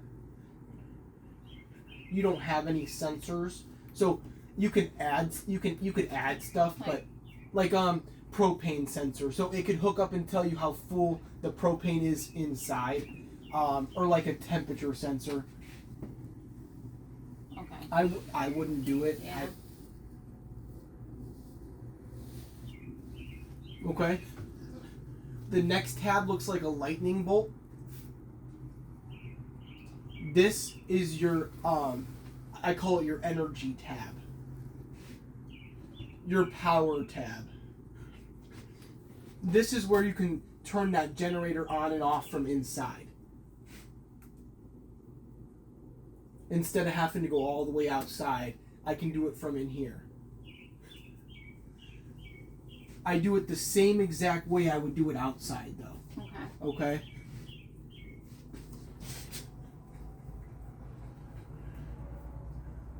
Hold the stop button for 5 seconds. It'll prime that generator like we talked about. Okay. And then hold the start in. Kicks the generator out. But you can feel the Yeah. vibration. Yeah. Okay? And then if I hit stop, it stops the generator. Now wait a minute, what's that? What was that for? Generator. Okay. So you could do it either outside or inside. Oh, you do it outside? Yeah, and so if inside? you don't want to Okay. go all the way out, Okay. you can just do it right here. Mm-hmm.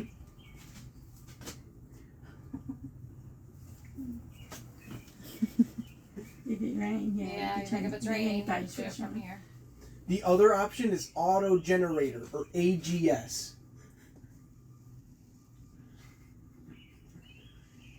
AGS stands for auto generator start. You can set certain parameters to have the generator kick on. So, for example, let's say, let's click into here.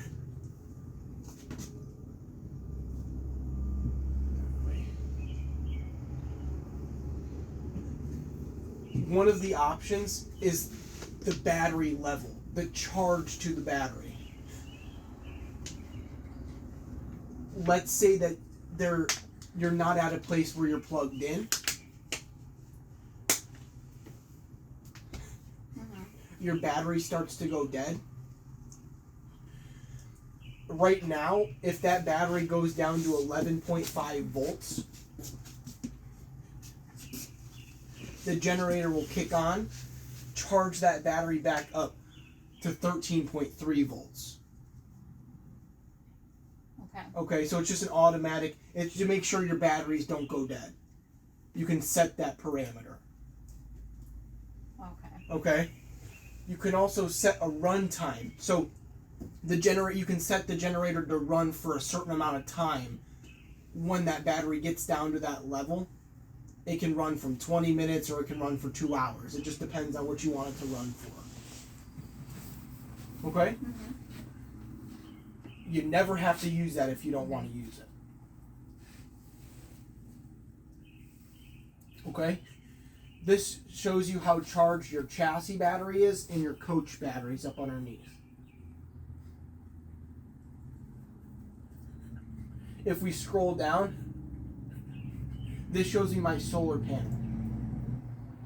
So, Up top. the solar controller was outside, that solar controller works directly through here, through the tablet. There's also nothing else that you have to do with the solar. Okay, it will constantly try to charge those batteries up.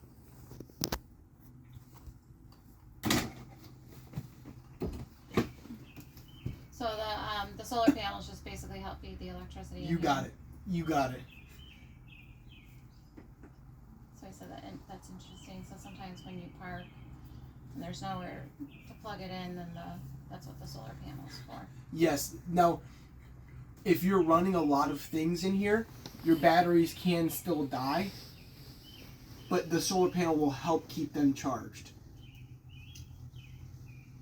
If your batteries get super low, again, you can always kick your generator on and charge the batteries up. Okay? So there's like 3 different ways to get power into the camper. Okay? Scroll down, it shows you the history of the solar, so it just shows you what it's been doing. And then the last one is your inverter. So the inverter takes, if you're not plugged in or you're not running your generator, you have no 110 power to the camper. So your big appliances like your AC and your microwave and all of your outlets won't work if you're not plugged in or running the generator. The inverter gives those certain outlets, the microwave, the AC, the ability to work even if you're not plugged in or running the generator. Okay, so like the outlets beside the bed.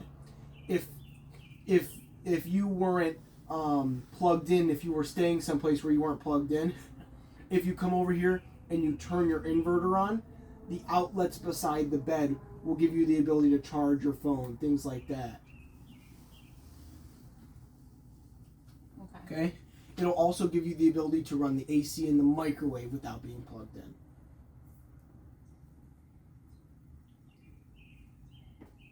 Let me see that one second. Yeah. This is just when it's blue, it's on.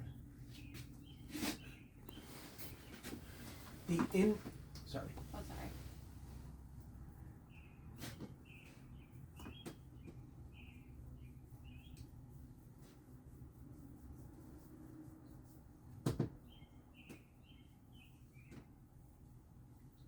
I just turned it off.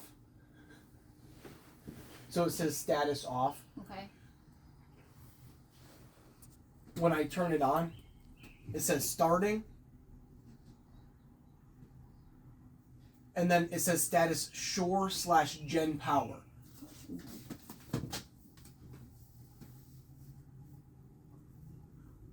Is that if you're plugged in, it senses you're plugged in. Your inverter has no reason to be on if you're plugged in or running your generator.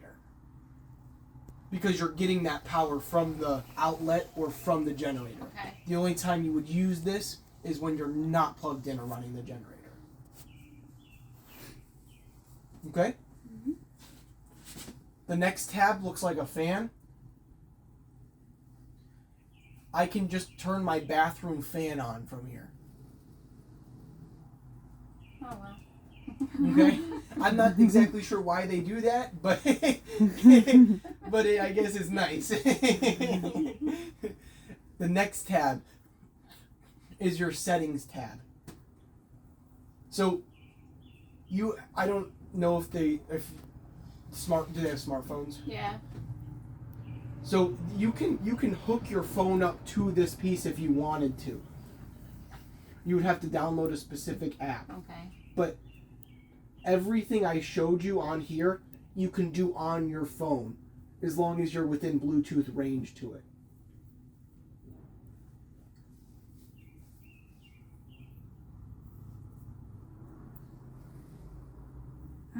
Want to know, can you upload the app on your phone? Yeah, I absolutely can.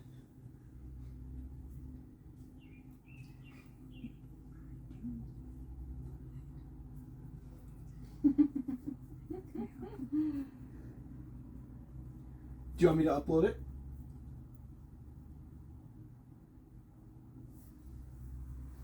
Okay. Now The motorhome's on a site where there's a tree that's really close to this slide out. As long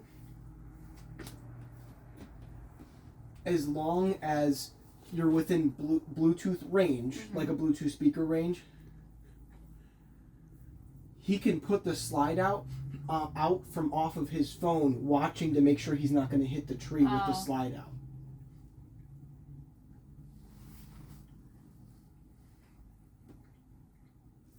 Okay. If they're sitting outside and it starts to get super hot out, you can turn the AC on from outside without having to come inside to do it. Okay, that's really neat. You're at 2A, use that screen when you look at your phone. It's easy as that.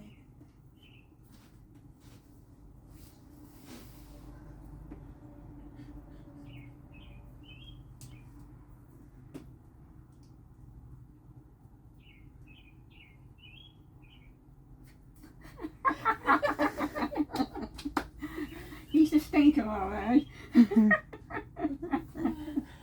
teasing.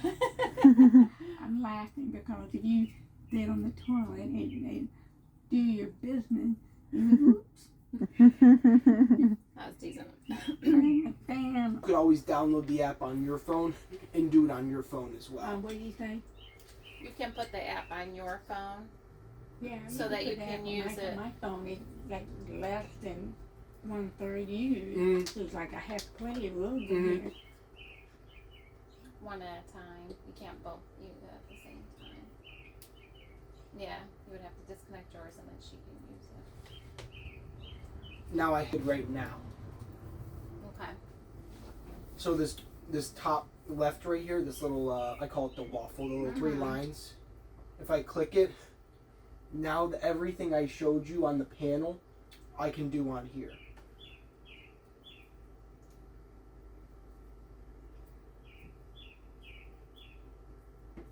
So if they're laying in bed, you don't want to get up to turn the lights off. I can come turn all the lights off from your phone. Oh, neat. That's so cool.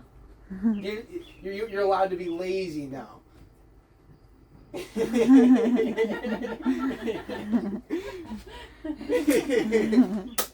Perfect. So that's all on here now. One of the hardest parts. Everything else now it's going to be a lot easier than that. Okay? Down here, main power disconnect. Shuts everything off. Stops all draw to the batteries. Okay. Turn it back on, everything will kick back on. Gotta give it a minute though. Okay. It shuts everything down.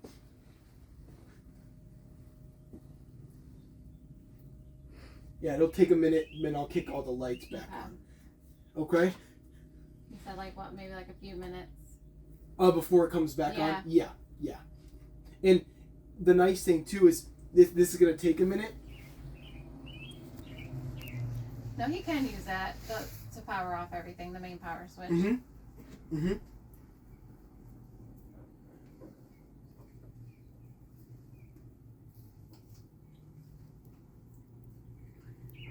Like, what would you use it for? If they're not going to be like if they put it into storage for the winter time and you're not going to be plugged in, it'll make sure that these batteries don't die.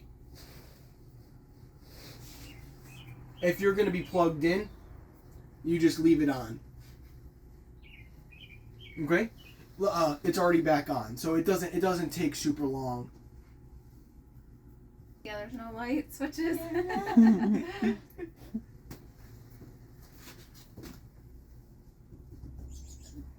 Yeah, there's outlets like all along, right? Yep, throughout the whole entire motorhome. Is that a phone outlet? Yep. So. Yep. Okay. the step, we were able to turn the step on or off. Oh yeah. Okay. Just storage, outlets. This right here is the leveling for the camper.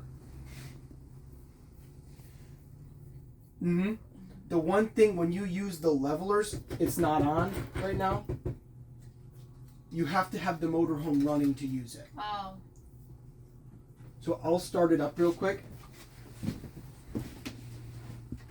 Home is on. The parking brake also has to be engaged. It's that one down here I was showing you. Oh, okay. Okay.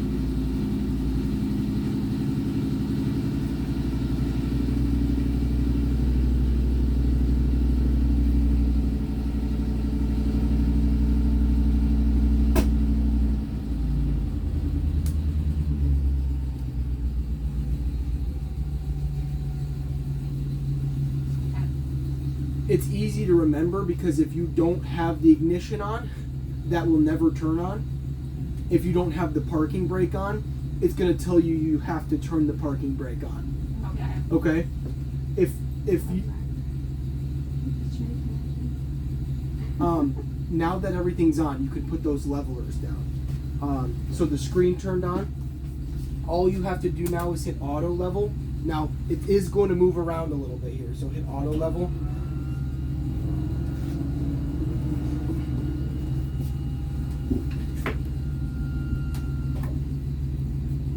One thing with this system is it will lift the tires off the ground. Okay, so if the site is super unlevel,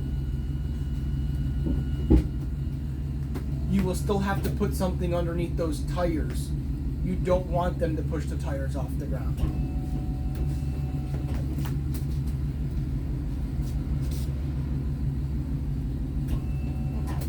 It on his travel trailer, he probably had to level it out some sort of way similar.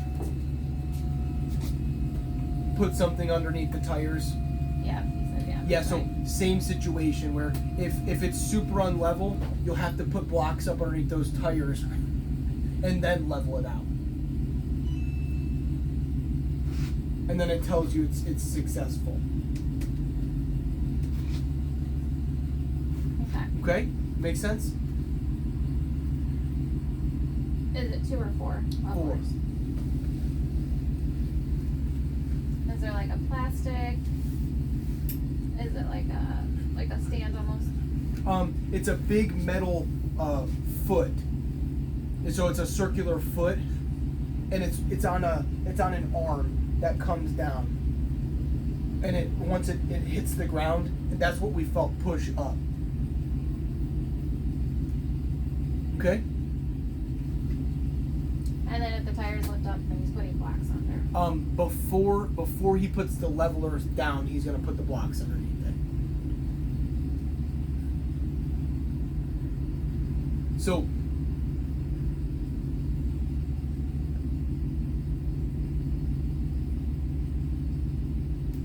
if you park somewhere and it's not level, like it's very unlevel, he has to put something underneath the tires first. yeah, so before he backs it up, what he'll do is he'll put blocks up behind the tires, and when he backs it up, the trailer will kind of back up onto the blocks, and it'll level it out a little bit.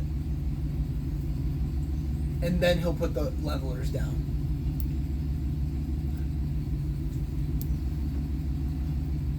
Okay, so when he backs it up outside, like is it hard to like know where to put the blocks? Nope. No, it's pretty easy. And that's just if it's pushing the tires off the ground. If it doesn't push the tires off the ground, you're okay just to leave it. You will be able to see if you're gonna basically have to put levelers down.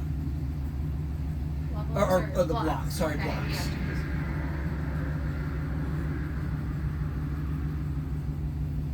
There's 4 of the levelers, the round ones with the arms.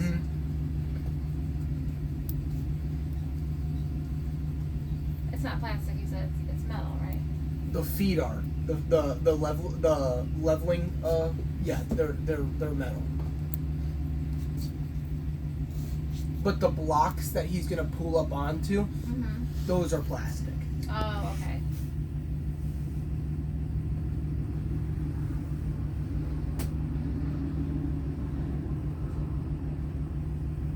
Is it like 4?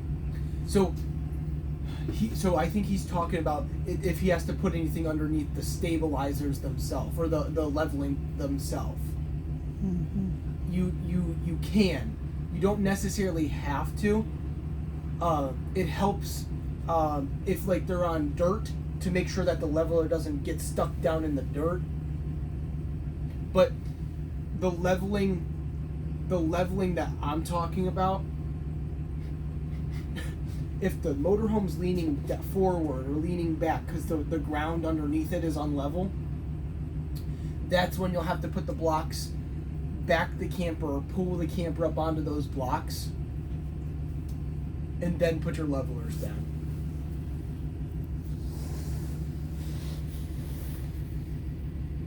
Yeah, he has to back up onto it first. Yes. So he said, how's he gonna know if it's level? Because the tire has to be touching. Yeah, because this will level it out. You just don't want your tires to come off the ground.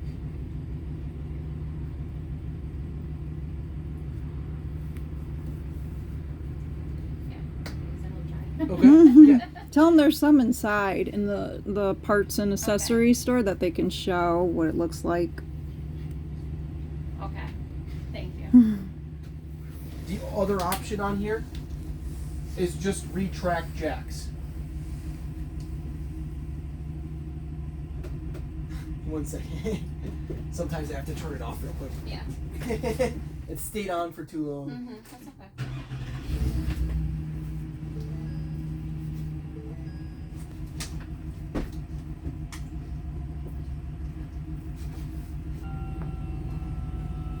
Obviously, you have to retract them before you drive. Yeah. Yeah. Okay? And then you're all good. I'll flip this on really quick. Okay. This is just the AC vents for the chassis side. So you have normal AC, you have max AC. This puts them out through the vent. Off, floor, and then mixes it between the floor and the top vents. And then your defrost. Okay? And then obviously the heat. Okay? Hazards. Outlets up here so they can plug their phones in if they want to. Traction control on and off. Okay? Very, very similar to like the van that you brought in. Okay? There's lights above here as well so you can see if you know opening the doors or whatever. And again, we talked about cycling through the menu over here. It just shows you your average gas mileage and things like that. Okay? The radio system for the chassis side. You can, if you were to connect your phone up to this through the Android, they call it Android Auto. Okay. You can get navigation on this screen, so you can see the maps on here. That's a nice size screen. Yeah. You would just have to go into Bluetooth and pair that phone back up to it. Okay. Okay. I never used it, so I don't know. Oh. I can pair his phone up. They said everything. I kind of went into detail in that Yeah, paper. that was really nice of you to do Yeah, that. so, and it gives you kind of a step-by-step, like for the water heater, there's a step-by-step of how to use the water heater, like what you'll have to do.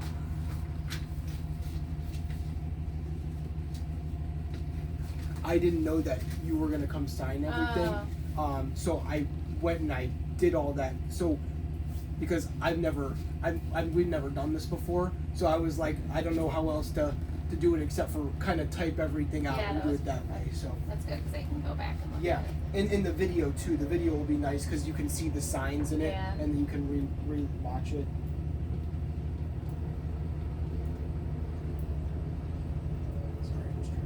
You don't have to look at your phone going down the road and see where you're trying to go. It just shows up here.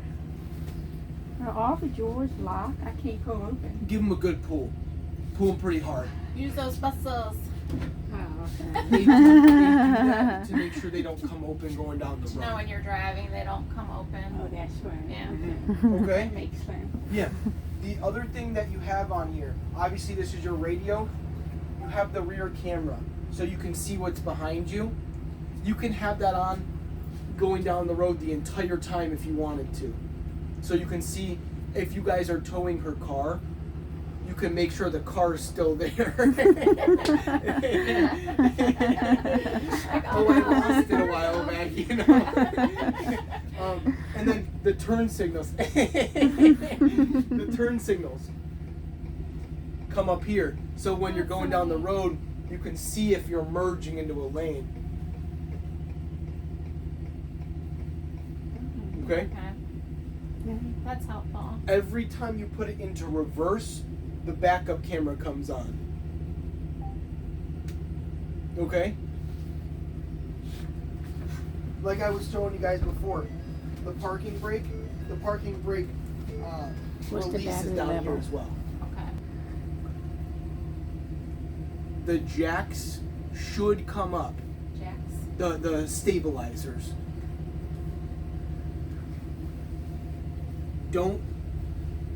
I always say always check, because if they're down, if they didn't come up for whatever reason, you're gonna lose those jacks.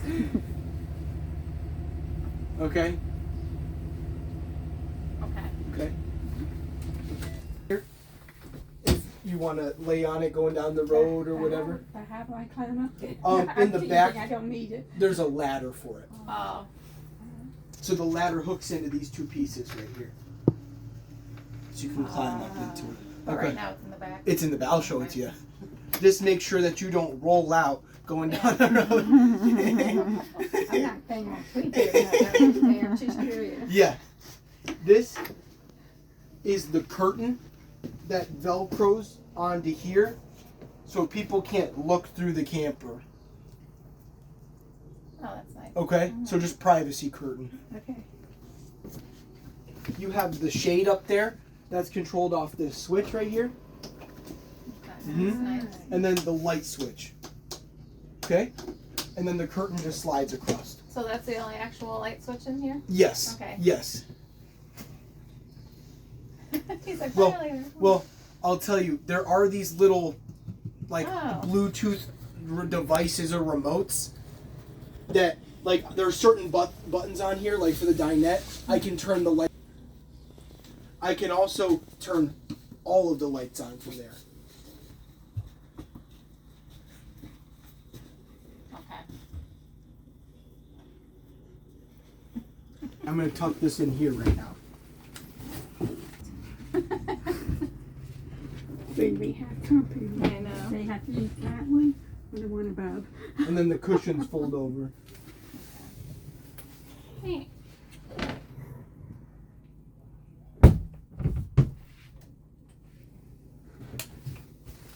And then you have a little bit of storage up underneath both sides. Oh, that's cool. I didn't know that. Seat belts in every place that you can sit as well too.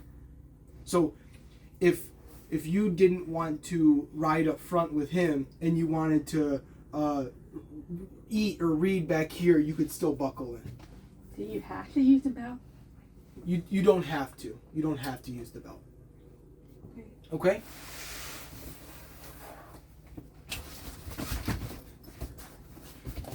All right. And then the windows crank open. Nice. You have to have them closed going down the road. Okay? And then the shades. Oh, that's nice. Does Okay? that have a screen? All the windows have this, screen. Every window that opens has a screen. Except for there's an exit window in the back That one doesn't have a screen because it's just an exit window in the case of emergency. Okay? All right. So the same exact way, you obviously put your food into it. Sorry, I didn't mean to push on over there. And then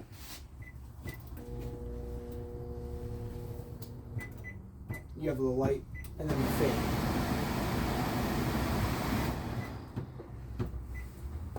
Okay? Is that a gas stove or electric? Yes. Yes. I didn't know. Stove. So it runs off the propane. The propane. I thought it was electric. I thought it was electric. Mhm. No. To get this to turn on, you have to hit the on/off button. Oh, okay. And they turn red when the gas is flowing. So as like a little safety, you can see that it's on.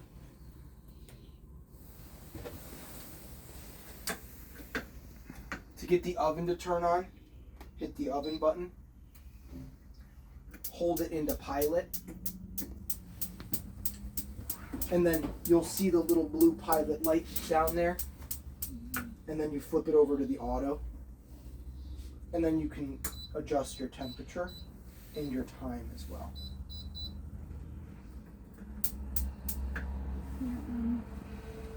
So when you turn all off, instead of light be red? On. Huh? When it's on, it's red, so you know it's When on. it's on, it's red. When it's off, it's green. Blue. Oh, blue. Mm-hmm. Okay. So yeah, just when the propane is flowing. So like if you had a gas stove at your house and you bump into the burner, propane would be coming out. Same thing.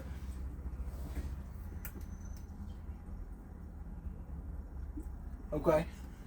To get it to turn off, just hit oven and then off. It shuts everything down. So right now it's not showing any light, right? Yep, because it's off right now. He just No. clicked oven and off. Oh, when the oven is off. Okay, Okay, and then I click them back off. okay. Okay? And then always travel with this down. Okay, it is real glass. So. Okay? Always make sure it's pushed down because Okay. you will break it. Okay? Mm-hmm. The refrigerator is a 12-volt appliance. Runs off the battery. You being plugged in charges the battery. We talked about that.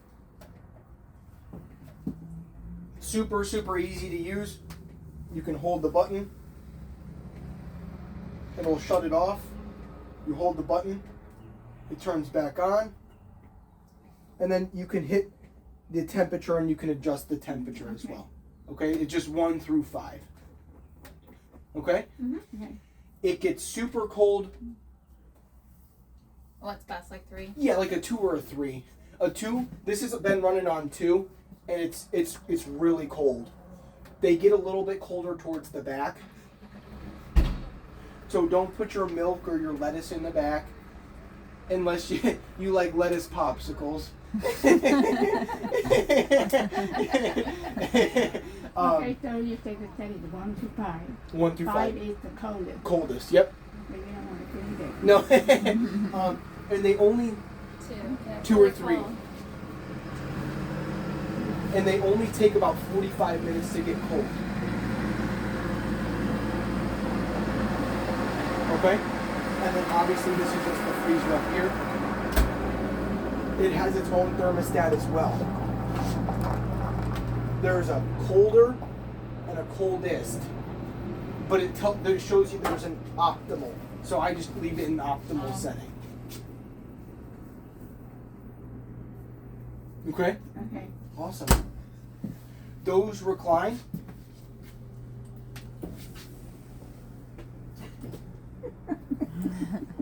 And then you have some storage in here as well. Okay.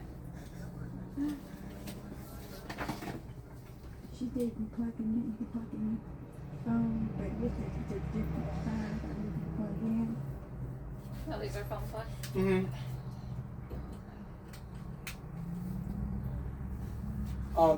Fireplace remote. Ooh. So you can fancy. change the colors. You can set the temperature you want, and then you can set a timer as well too. So it'll kick off after, like if you want to set it for 3 hours, it'll kick off after 3 hours. Okay? All on the remote. All on the remote. Or if you lose it, you can do it here as well. Okay. Okay? This is for the radio. The radio can play inside or outside. Okay? And then this is the TV remote. It is a smart TV. So if you have Hulu or Netflix or any of that stuff, you can, if you have internet, you can log into all that. Or you can just look for local channels. Okay? I'm just curious how that works.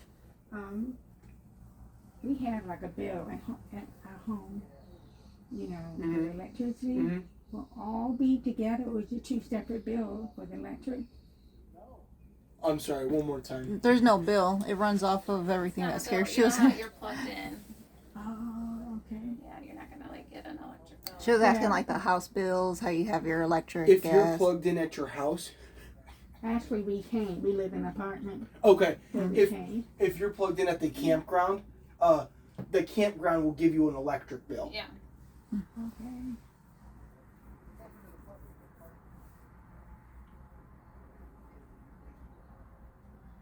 You said there will be a bill?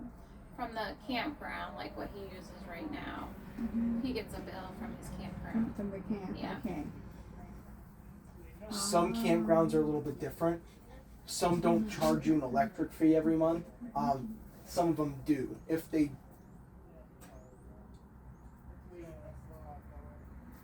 don't charge you an electric fee, it's just built into whatever the cost it was to rent it, the site that year.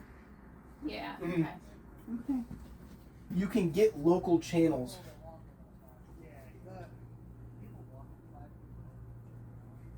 You can get local channels because there's an antenna on the top. Oh. So like a TV at your house, you can get the local channels. You just have to scan for those channels. Because every place you go will have different channels that you can get. It's like a radio station. Different radio stations. There's a with button different- that could scan. You have to go to the settings.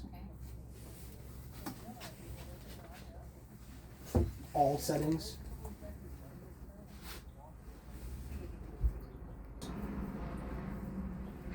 Channel tuning. Auto tune. And hit start. And then you will find antenna DTV channels.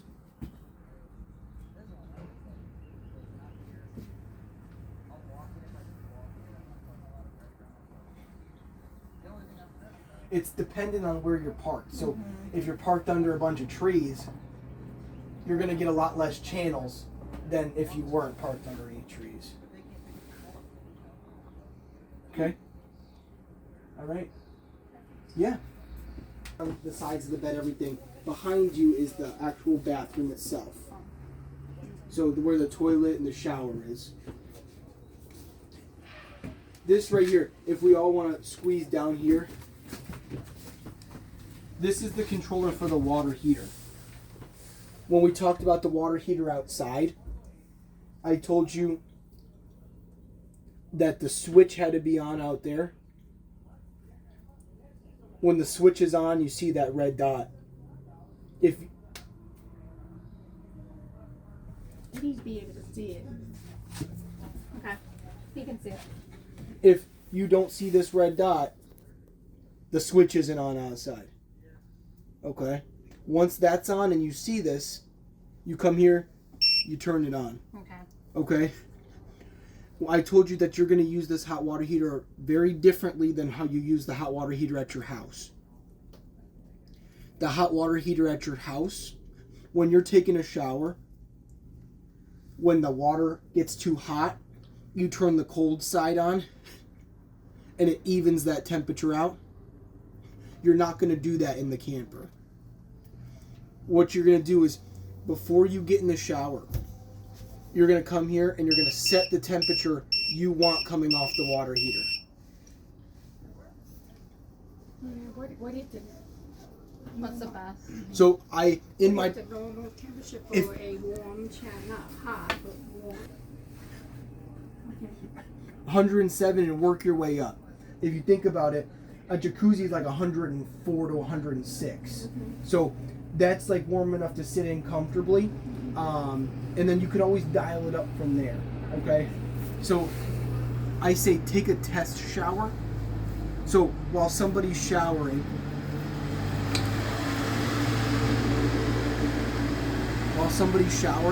somebody can sit here, and if it's too hot, you can come dial it down a degree. It's in here? Yes, in there. Okay. Let's say you're in there. You're like, you tell her it's too hot and she can turn it down for you.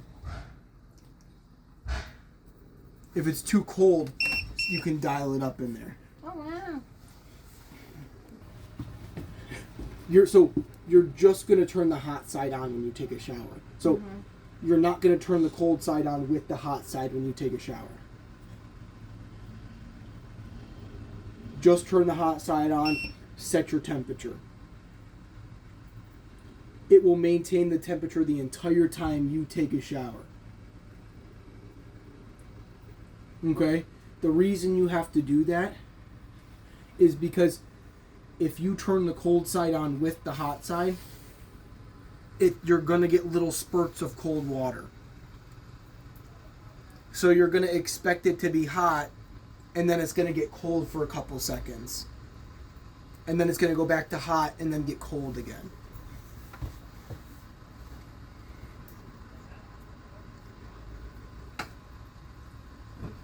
So just turn the hot side on and set your temperature. You mean the hot in here? Yes. There's two handles? Yeah, there'll be two handles. Or, I'm sorry, in this one there's one handle, but there's a hot and a cold on that handle. So turn it all the way to the hot side and set your temperature.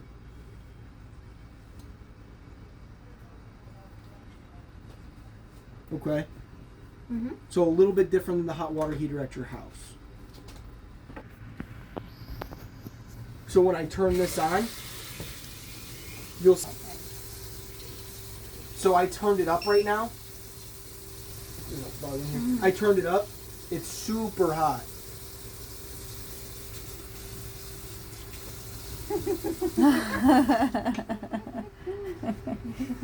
That makes sense? In your packet, there's a water heater explanation, and then there's an explanation of how to use the water heater, step by step. So everything from making sure the switch is on, then coming in here, turning this on, and then just using the hot side. Okay?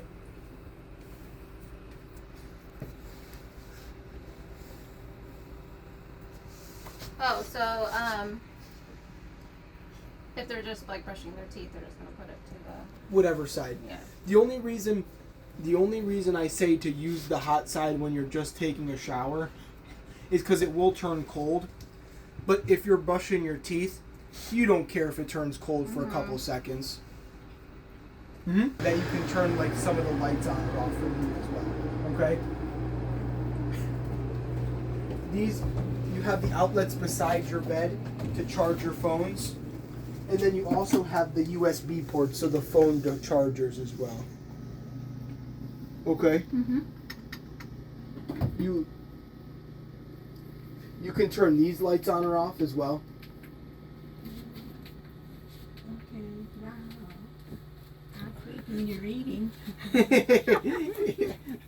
I have that taken off. That white canister down there,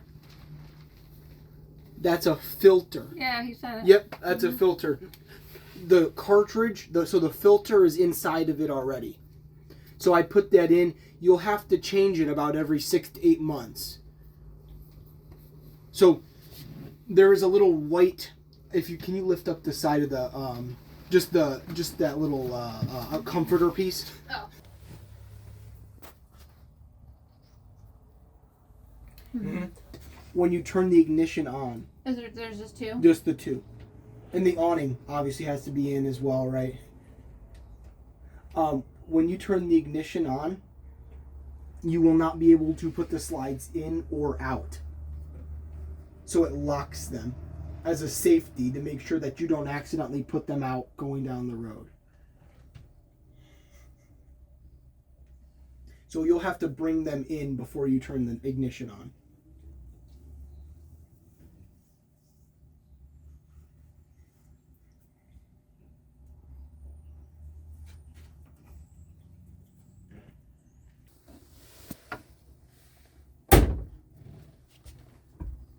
The door just slides across like at your house. You can pull it towards you.